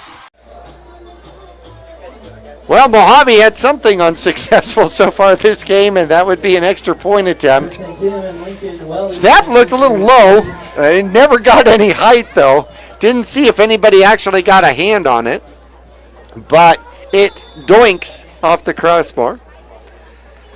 Deegan picks up the 7-yard touchdown sweep. And Mingus will get another chance back, and it's going to come to the far sideline and go out of bounds. Mingus should get the ball at the 35-yard line and have decent field position here to start this drive. Still in the hunt for the elusive Grand Canyon region points. Yeah, and it really just speaks volumes to the level of play that the Grand Canyon region brings. I mean, honestly, these teams, there's at least 4 or 5 teams in our region that are all hunting for playoffs. And I mean, that's kind of crazy to say. Usually don't have that many teams who are of quality to make playoffs, and we do. Grand Canyon region has developed over the last decade, significantly. Mingus, 2 receivers near side, 2 men in the backfield. Bejarano takes the snap, hands it off, and winding his way forward, getting a little help from his friends for 2 yards. Daniel Chinez on the carry. And Chinez will get his first carry. Number 3, one of the young guys here for the Mingus Marauders. Daniel had some carries here in the last game. He actually picks up 3 for Mingus. 2nd and 7 from the 38. Chinez, I think, had 25 rushing yards. Something like that. Last game. Mohave showing blitz. They crowd the line. They are coming. Mingus throws. Has his man Bejarano. A fantastic dart. Finds Ortiz at the 50-yard line on the slant. Yeah, great catch by Ortiz. Good throw by Bejarano, and that's how you get some momentum offensively. It's a great toss and catch right there. Offensive line did a good job, like you called it. I mean, Mohave had a lot of people in the box. They were bringing it. The offensive line gave him just enough time to get that one off. Well, that's what you need, something quick. 12 yards in the first down as they find Ortiz for his first reception of the game. That's how you got to break the blitz, is the fast stuff. There's the snap, and Bejarano's going to run, and then he throws. He throws it out toward Hasseman. And I don't think he really wanted to get it to him. I think he was throwing it at his feet to get it in the area to make 2nd and 10 from the 50. Yeah, smart play, because it was really close to getting slammed there. I mean, he was close to maybe fumbling that, so good job by just trying to throw it down. Red uniform, right there. Found it. Yep. That would be, yes. Hits the turf, doink. And, should be offside. Chanez will run the ball, but we do have an offsides. Getting himself offsides is Deuce Linton. Yeah, and that's a good example right there of he was coming, right? Linton was coming off the edge, and he jumps there, and what that does is that definitely backs him off a little bit. So Marauders are going to have to worry a little bit less, right, about that kind of quick pressure off the edge. 2nd and 5. Mingus, 4 receivers set, 3 receivers set with a tight end. There's the snap, and Mingus will hand it off. Chanez will spin his way forward for 2. And that'll make it manageable. 3rd and 3 with Mingus at the 43-yard line here of Mohave. Third down, Mingus from the Mohave 43-yard First down here. Mingus has not gotten past the Mohave 40-yard line here yet. So close to new territory. 4:16 left to go here in the third quarter. 34-0 Mohave on top. Bejarano out of shotgun. Takes a snap. Comes to the near side. Gets some blocking. Decides to pull it down. Tries to run. And will get sacked. Ball comes out, but ball comes out way late. That is going to be a 3-yard sack on Bejarano. And I wonder if that was maybe a little bit of a broken play or design run where Bejarano's just trying to tuck it and get upfield. Couldn't quite tell because obviously the Thunderbirds do a good job of just stuffing that line of scrimmage. Mingus makes wholesale changes, showing a punt situation here. Looks like they're going to punt from the 46-yard line. Midkiff back to punt. One man deep here for Mohave. There's a snap, low snap, picks it up, gets it up, and a spiral punt, and it goes out of bounds, so there'll be no return.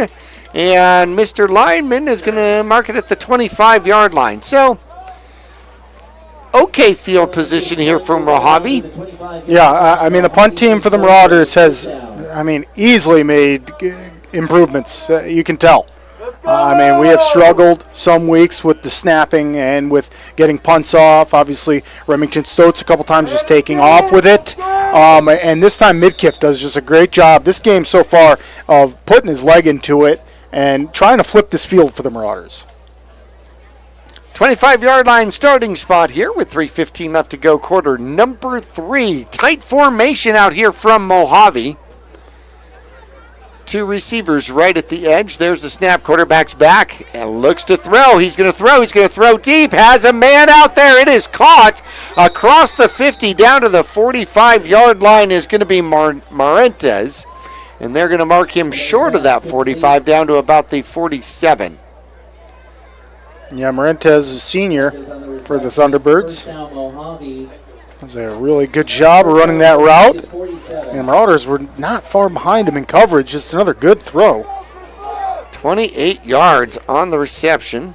Third reception out there for Marentes. There's the snap. Yoni comes to the near side, looks, throws, has a man right at the edge. And Ruiz is going to get it to the 40-yard line. And they're going to say that he's tackled inbounds at the 40. And that'll be a gain of 7. So he goes out all the way to the edge and just stands right on the sideline. So that is a pickable ball because it's got to go across the face of 2 linebackers before it actually gets there. Yeah, it sure is. And I think the Marauders just maybe lose sight of him there. Well, there's only red, jerseys on that side. He should stand out. Yoni is back, steps back. Mingus brings a blitz and almost gets to him, throws it up underneath. Good spin move. Mingus will get a hold of him and tackle him forward. And that is going to be Marentes again as he'll pick up a first down and another 10 yards. Yeah, Marentes, we are finding out one of the favored receivers here for Yoni as he spreads the ball around, but his receiver's doing a good job for him. He's back again. Now he looks to be in trouble. Has a man down into the end zone, and he drops it. Ruiz had his man beat going to the corner of the end zone. That was a very pretty pass by Yoni as he laid it into the breadbasket, and Ruiz very upset with him that he did not come down with that one. That'll be 2nd and 10 from the Mingus Marauder 28-yard line. And that's where you're making a bucket. Try to catch that ball. It's going to fall right into a bucket, and your bucket's got a hole in it. That ball went right through his hands in the end zone. Did a good job of getting behind the Marauders' defense. Marentes goes to the top. He's got single coverage up there. Over center goes Yoni. One back in the backfield. Shows run and then releases to the far side. Throws the ball downfield into the end zone. And it is caught out there via Real into the end zone. 28-yard reception for the touchdown, and that's going to make it 40-0. And we'll see if Mojave's going to go for 2 to try to get continuous clock going. Yeah, just a good route and an even better ball thrown by Yoni. As we're starting to see why he has a QB rating of 102 throughout the season so far. Young man is a great athlete and good arm. They do set up to go for 2 out here. You've got 2 backs in the backfield. Nope, they're going to go for the traditional 1. Okay. Although the clock is running. And they take their time with the snap. Decent snap. The kick is up, and the kick looks good. It is good. So that's going to make it 41-0 with 42 seconds left to go. And we will be back for kickoff right after this. For over 20 years, Roxu Screen Printers has been the Verde Valley's choice for custom business and sporting apparel. Bring your ideas and logos to Roxu Screen Printers and watch as your creations come to life. Choose from an extensive selection of items available for your company, team, or organization's logo. From t-shirts and hats, specialty items, and embroidered company attire, you can get started with a quote by calling 928-646-5734 or email dawn@rockzoo.com. That's ROKZOO.com.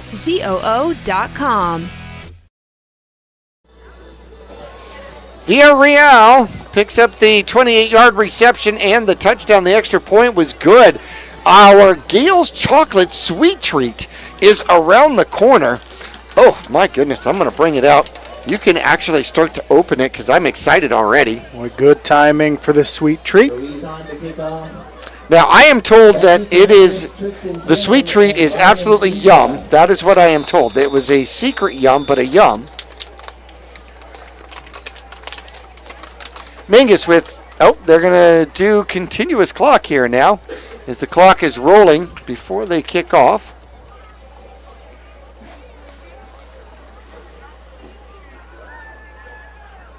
Ruiz takes his time. If he doesn't hurry up, we'll be done with the third quarter. And he'll pop it up to the near side. It looks like it might be Ortiz that takes it, finds his sideline, gets a stiff arm, and that is not Ortiz. That is going to be Chanez with the return here for the Mingus Marauders, trying to get his name known here on the varsity level, as the ball is going to come out to the 41-yard line, 42-yard line. That's where Mingus is going to start with 10 seconds left. Yeah, Chanez, great job on the return, young man, and that's how you do it, all you young returners. Get north and south. Don't be afraid to take a hit. Chanez, their young guy for the Marauders, takes a big hit and tackle by Deegan Perry, the leading tackler in all of 4A. And Mingus does not get the playoff, so they run out the clock here for the third quarter. And what we have here for our Gale's Chocolate Sweet Treat. Now, first of all, Gale's Chocolate is on Main Street here in Cottonwood. Everything is made and packaged by hand, locally owned and operated. Arizona's finest chocolatier. Ooh, that's a long word. And this is an almond toffee. Salty and sweet is nothing new at Gale's Chocolate.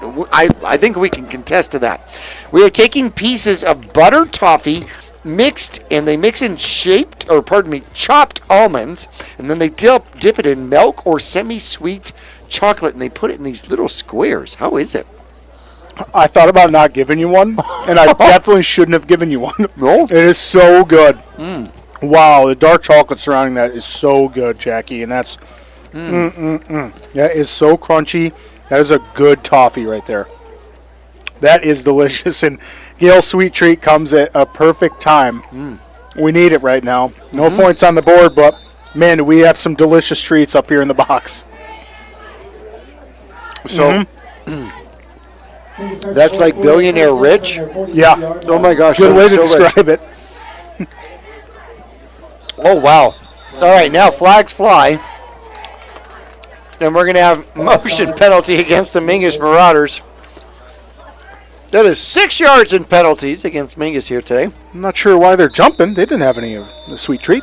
No, I have no We'll be idea. jumping up here in the box here in a minute. Well, you had Mohave jumping all over the place defensively. Let's go! Maybe that caused somebody to move. There's the handoff. Mingus up the middle, getting the penalty yardage back, close to the penalty yardage back. 4 yards for Sousa up the middle. Mingus still trying to find pay dirt here for the Grand Canyon region.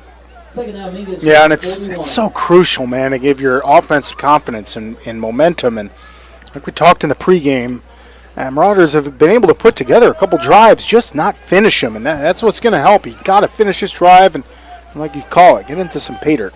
I feel like I'm chewing in everybody's ear out there. Man in motion, 3 receiver set, far side. Bejarano's back, throws, releases it early. Ooh, that one was tipped up into danger land. Almost, again, caught by another Mingus Marauder. But that's going to bring up 3rd and 11 out there for the Mingus Marauders. Continuous clock, so that's going to make it even harder for the Mingus Marauders to try to get any real momentum going. By the way, you can order online at GalesChocolates.com. Go see what we're talking about with this almond toffee. GalesChocolates.com. If you're a sugar-free fan, it's also the place to go. Bejarano's back, looks, throws, releases, and getting hit out there. Aesop Peterson with his first reception. He'll pick up about 4 yards and short of the first down. That's going to bring up 4th and about 8. Yeah, curious to see what the Marauders are going to do here. Looks like we might be going for it as Bejarano comes in from the sidelines here. And he can also quick kick, too. Yes, he can. And Marauders definitely have a couple options here. I know it's not the best options in the world here, but they look like they might try something. And it's back. Bejarano's back. He throws and, off of the hands of Carrillo. Mingus will turn it over on downs at the 44-yard line. Clock continues to roll here with 9:34 left to go here in the game. Yeah, this is a huge opportunity defensively for the Marauders to not let Mohave build on this 41-0 lead. Get your offense the ball back so we can try to get into that end zone again, but that's a tall task with this Mohave Thunderbird offense. They've been great all night. And defensively, they've been pretty darn stout as well. Let's go! Mingus on the road at the NAU Walk-Up Skydome coming up next Friday. 4 receiver set out here. And there is the snap and a handoff. New running back out there. Running the ball is going to be number 10, Frank Huwerke. Huwerke runs the ball, and he'll pick up 2. See if we have a different quarterback out there as well. And then after the 2 yards, Huwerke got thrown back 10 yards by the defensive line for the Marauders, all 3 of them out there. Watson, Backus, and Patton, all in there, giving him a shove at the end of that. Nope, Yoni is still out there with 8:18 left to go in this game. Puts a man in motion, and he'll stop, and they will hand it off. Ooh, Mingus gets a hold of him, turns him around. Trying to strip the ball out there, but he hangs on to it and picks up 1. 3rd down, Mohave. It was Landon Backus with a great defensive play. He's getting blocked pretty good, and then just reaches his arm out, grabs the jersey there, doesn't let go. It's a great job defensively.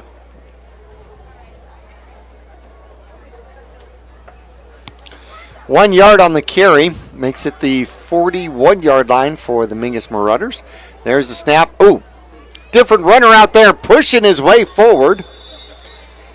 And that is going to be the elusive number 22, who bounces up again after a gain of 6. Big 4th down here. They haven't punted. They being Mohave. Yeah, that's pretty interesting. I mean, I know offensively they had a lot of success, but yeah, like we called it earlier, a couple of these 4th downs have been huge double-digit needing, yards, and they've gotten it on great plays. Even deep in their own territory. 4 receiver set. Put a man in motion. There is the snap, and they give it to the second man through, who will run through a would-be tackle. Hasselman with the tackle, but it's going to be number 22 with the first down. Needed 3, picked up about 6. Yeah, that's exactly what Mohave wants. That's going to keep the clock going as we're just past the 6-minute, 30-second mark.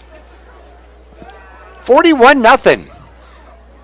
Mingus trying to stop Mohave, who's going to throw the ball. Yoni throws the ball, and reception into the end zone as they throw the ball to Marentes from the 32-yard line with a 41-0 lead. And a flag. I mean, that's... I'm not sure about that one. So, 32-yard line was the line of scrimmage. Pass looked complete. Marentes apparently ran into the end zone. I mean, Moreno was just trying to make the tackle. Touchdown. Face mask against Mingus. Okay.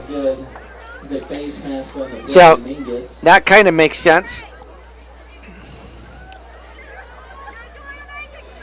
So, another long touchdown throw. That is the third touchdown pass by Yoni out here tonight. They're going to move the ball forward. No, they're probably not. They're going to probably take it on the kickoff. Reason for the extra point. Oh, and it is bobbled down there. The kicker picks it up and then throws it, and it is picked off. And it will be no good at that particular point, but Mingus destroys the attempt out there. 47-0 with 5:30 left to go. Mingus will get the ball back when we return after this. For over 6 decades, Salt River Materials Group Phoenix Cement has proudly supported youth sports here in the Verde Valley. From baseball and softball to football and basketball, they empower young athletes to reach their full potential. Salt River Materials Group employees are actively involved, giving back to the community through coaching, mentoring, and volunteer efforts. With a strong commitment to environmental stewardship, they're helping to build a brighter Verde Valley. Visit srmaterials.com. Salt River Materials Group Phoenix Cement, building a stronger Verde Valley today and tomorrow. So the bad snap eliminates the extra point try. It remains 47-0 here. Mohave on top. After the penalty yard, they're going to kick off at the Mingus Marauder 45-yard line. Welly and Tristan Tim back deep for the Marauders. So that is going to be the biggest penalty of the game so far for either team. Clock continuing to roll. Approaching 5 minutes left to go in this one. Ruiz will come to the ball, and then he's going to boot it deep and try to get it through the uprights, and that's going to be a touchback. And as he's holding his hands up, field goal towards the ref in the sidelines, but that is not going to count, young man. Not in this league. Nope, definitely not in this league. So Mingus will take over at the 20-yard line. With 4:58 left to go here in the game.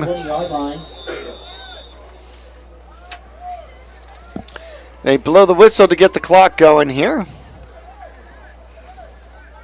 Bejarano comes in. Brings Nick Brewer with him. Everybody checks the wrist. First and about 80 here. Yeah, no for kidding. Mingus. This could be their last drive of the game. Put a man in motion. It's Peterson. They're going to pitch to the outside. Chanez tries to find a lane and will lose one.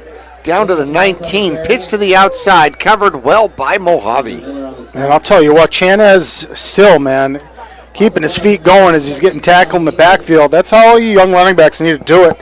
I mean, keep those feet going. Daniel Chanez is just a freshman for the Marauders, so very impressive to see that kind of tenacity out here at the varsity level.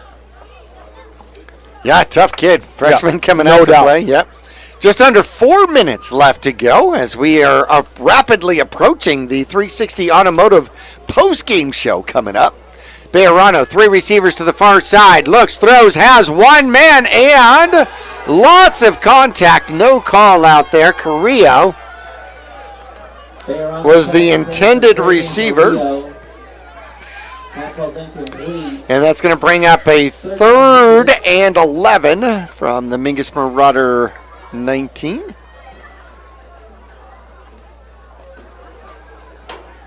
Bejarano gets a play from Coach Midkiff, and Marauders aren't in too much of a rush. I think it's more about execution at this point. 2 receivers near side. Lots of young players in there for the Mingus Marauders. Peterson and Carrillo on the near side. There's the snap. They hand it off to Chanez. Chanez, the youngest, as he will barge his way forward for about 3 over the right-hand side and bring up 4th down for Mingus. See if Mingus is going to go for it. No reason not to at this point, yes? Yeah, you're right. With the clock continuously going here, we're at 2 minutes and just about 35 seconds. I don't know that the Marauders will get another chance at this, as all Mohave would have to do is knee it out at this point. So Marauders can string together a big first down here. Still got a chance of some kind of drive. 3 receivers set to the near side. 1 back in the backfield out here with Bejarano. He puts a man in motion. There's the snap. Quarterback's back, has some time, throws to the near side. It's going to be Carrillo. Carrillo with the catch, but a good tackle is going to stop him short of the first down. 6 yards on the reception, but Mingus will turn it over at their own 28-yard line. Good try, though. Yeah, that's a tough one. Got right there, just 2 yards shy of the first down marker. And good pointer for all you young wide receivers out there. And try to get to that first down marker, especially on those 4th down plays. And the Marauders defense will come out on the field. And yeah, Mohave does not need to do much as the clock continues to go down here. 6 yards on the reception. We're going to see if Mohave is going to go into the victory formation. I haven't seen it too many times this season. No, haven't. It's nice to see something from old school, huh? That's right. 1:15 left to go here in this one. They need to kneel it down probably 2 more times to finish this one out. Mingus Marauders are going to fall to 0-8. 47-0. Looks like it's going to be the final score here. So we have just approached under 1 minute.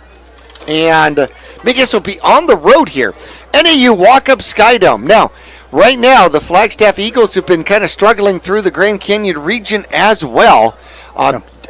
It's interesting to see if that one's going to end up being a dogfight, because whoever wins that one will not be last in the Grand Canyon region. That's right. There's a lot at stake there. A lot at stake. You don't want to be last in the region.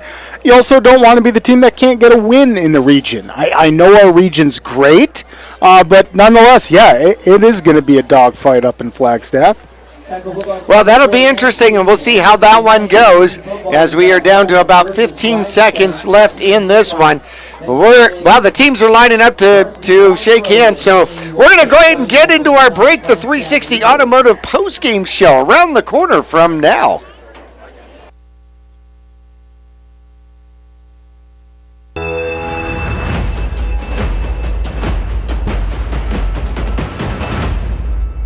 For 4 generations, the Gettles name has been synonymous with heating and cooling ingenuity. Since 1987, Gettles High Desert Mechanical has established itself as the premier HVAC company in northern and central Arizona, having not only survived recent economic setbacks, but thrived and grown during those times.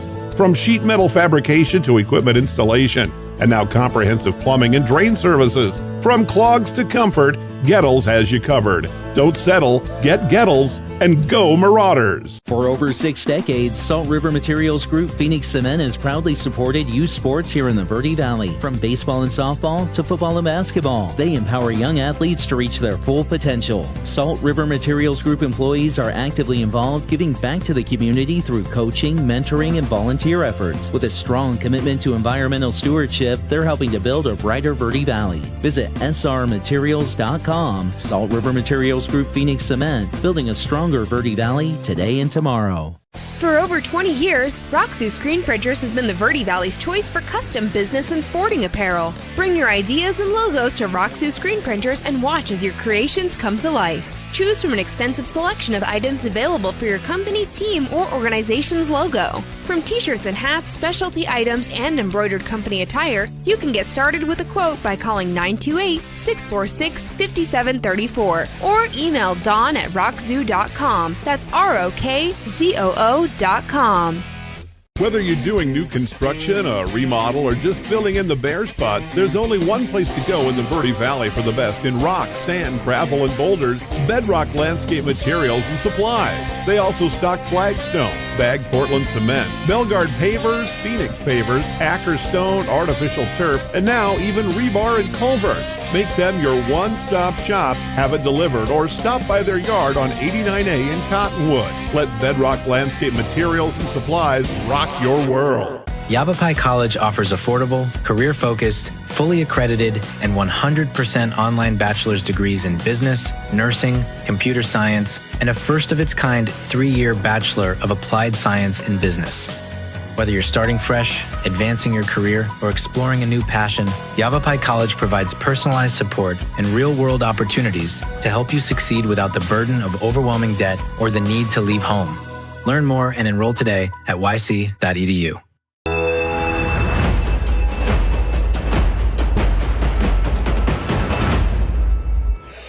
Well, welcome one and all here to our 360 Automotive post-game show. Jackie Bessler, Nick Yatsenko along with you. 360 Automotive located on Main Street in Cottonwood. You can schedule your own appointment at 360autoaz.com. 360autoaz.com. It was 28-0 at halftime, and it was all Mohave out here today as the final score, 47-0.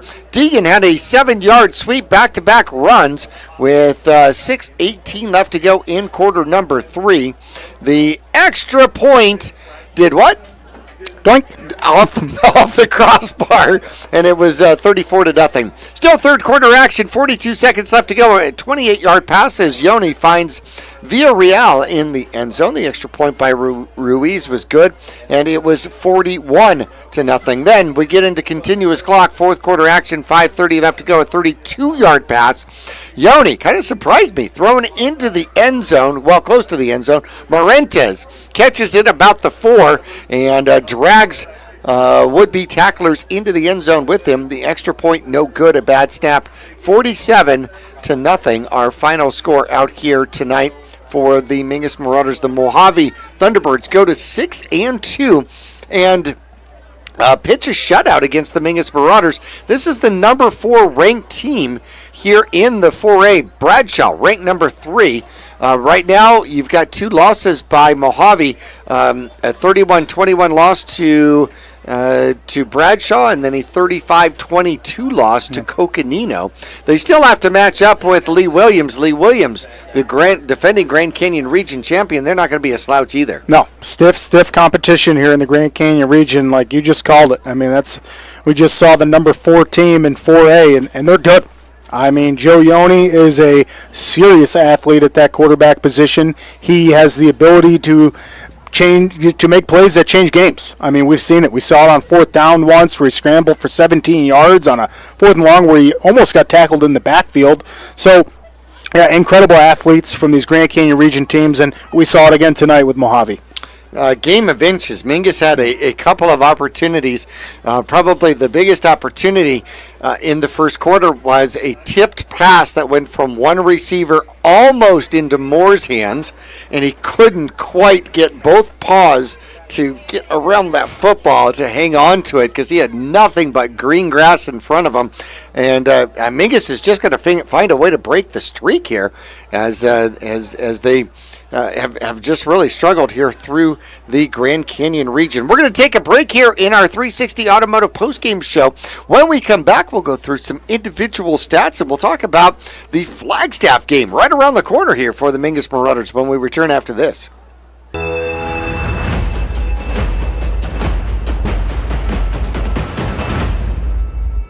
When you're looking for a plumber, no matter the job, call The Best Plumbing. From energy-saving tankless water heaters to whatever remodel project you have in mind, from the simple to the exotic, The Best Plumbing prides themselves on quality workmanship and efficiency for a fair price.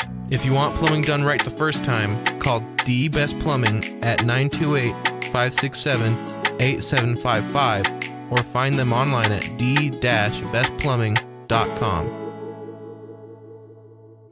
Larry Green Chevrolet has been an important partner to this community for over 30 years. Whether it be offering outstanding service and deals to the Verde Valley or providing support to schools, charities, and community events, we have made it a part of our business. We love and support the growth and future of Cottonwood and our surrounding areas. That's why we refer to our dealership as the People Place. Larry Green Chevrolet is a proud sponsor of Yavapai County, and we are proud to support our Mingus High School football. Go Marauders! Friday Night Lights, Saturday Sidelines, and Sunday Best. At Manhattan and Cottonwood, we've got the hat for every fan, every player, and every occasion. Walk our shop and you'll find classic ball caps, sharp fedoras, cozy beanies, and bold cowboy hats, all under one roof. Proudly local, proudly hat obsessed, and always game ready. Swing by Manhattan in the Clemenceau Plaza, Cottonwood, today. Manhattan, we've got you covered. Go Marauders! Yavapai College offers affordable, career-focused, fully accredited, and 100% online bachelor's degrees in business, nursing, computer science, and a first-of-its-kind 3-year Bachelor of Applied Science in Business. Whether you're starting fresh, advancing your career, or exploring a new passion, Yavapai College provides personalized support and real-world opportunities to help you succeed without the burden of overwhelming debt or the need to leave home. Learn more and enroll today at yc.edu. All Price Insurance on Main Street in Cottonwood is your local insurance provider for personal and commercial insurance. Call and compare over 150 different insurance companies for home, auto, commercial, RV, motorcycle, boat, or ATV. Specialty insurance and insurance bonds are no problem at All Price Insurance in Cottonwood.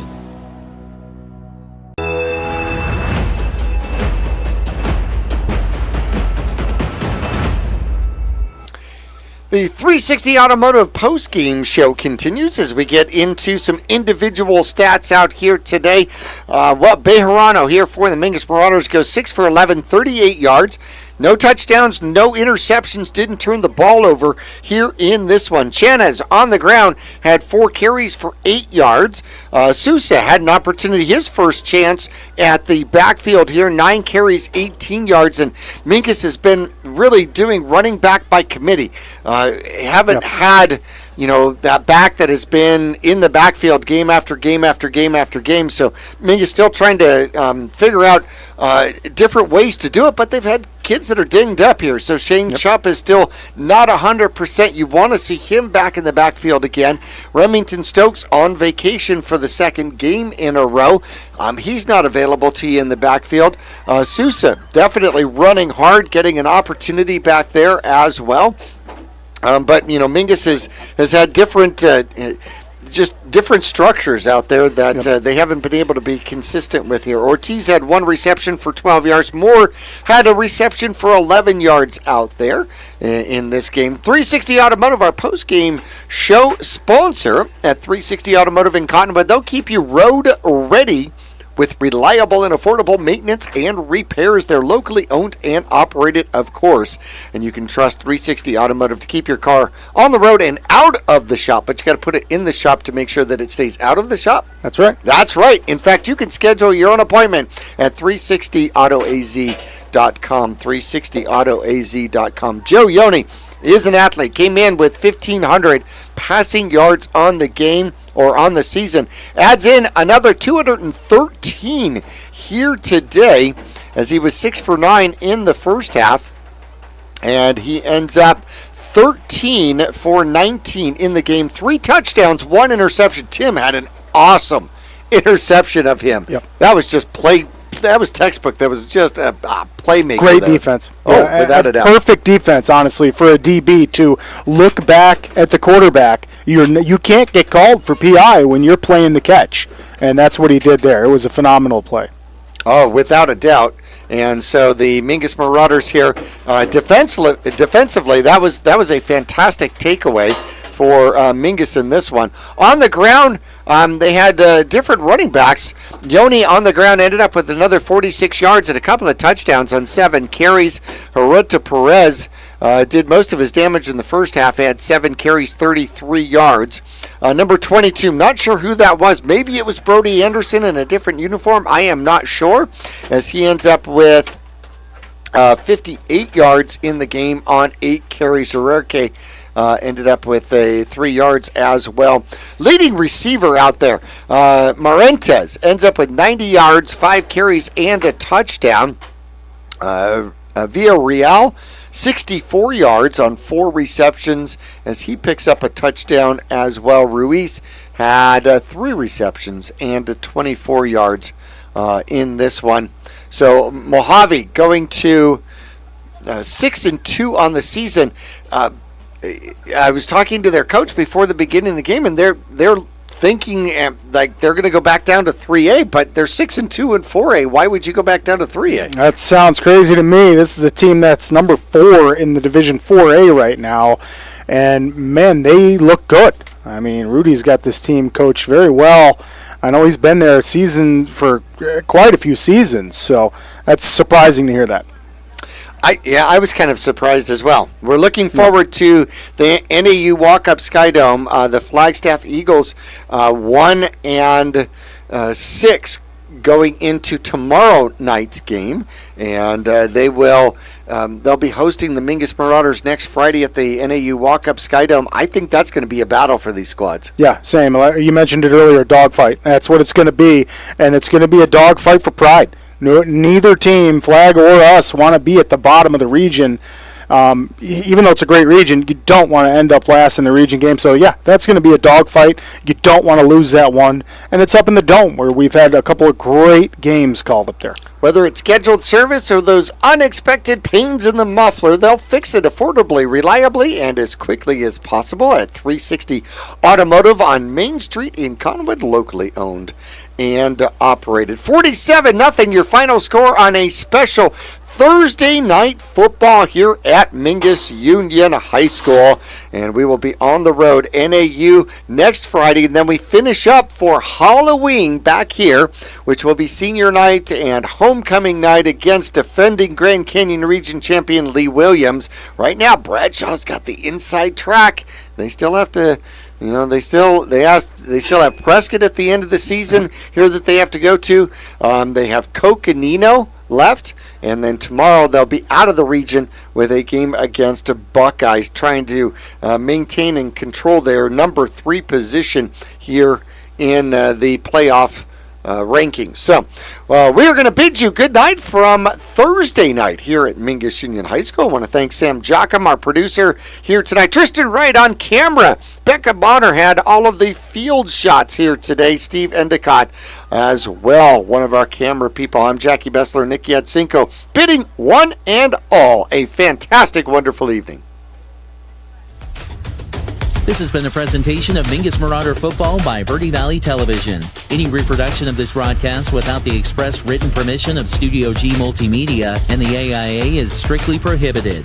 Tonight's presentation of 2025 Mingus Marauder Football is presented by Jones Ford Verde Valley. On Highway 260, visit Jones Ford, Arizona's best. Bedrock Landscaping, Materials and Supplies. Have it delivered or stop by their yard on Highway 89A in Cottonwood.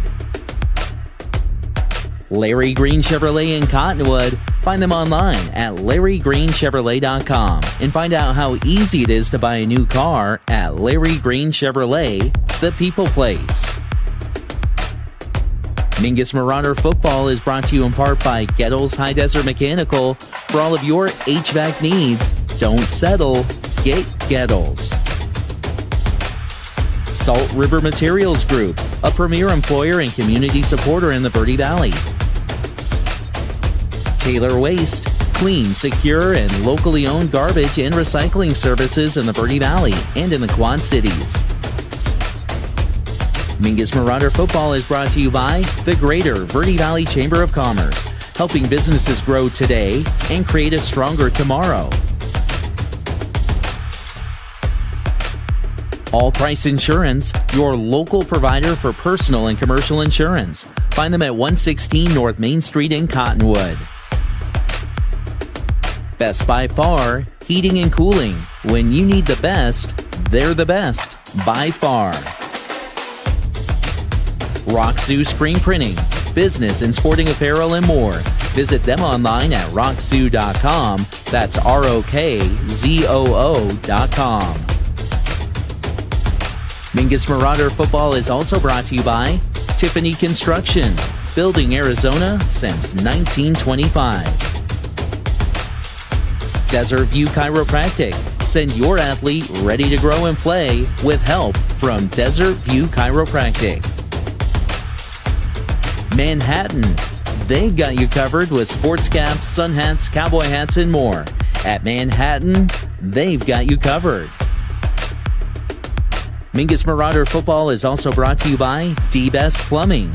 Get it done right the first time. Call D-Best Plumbing.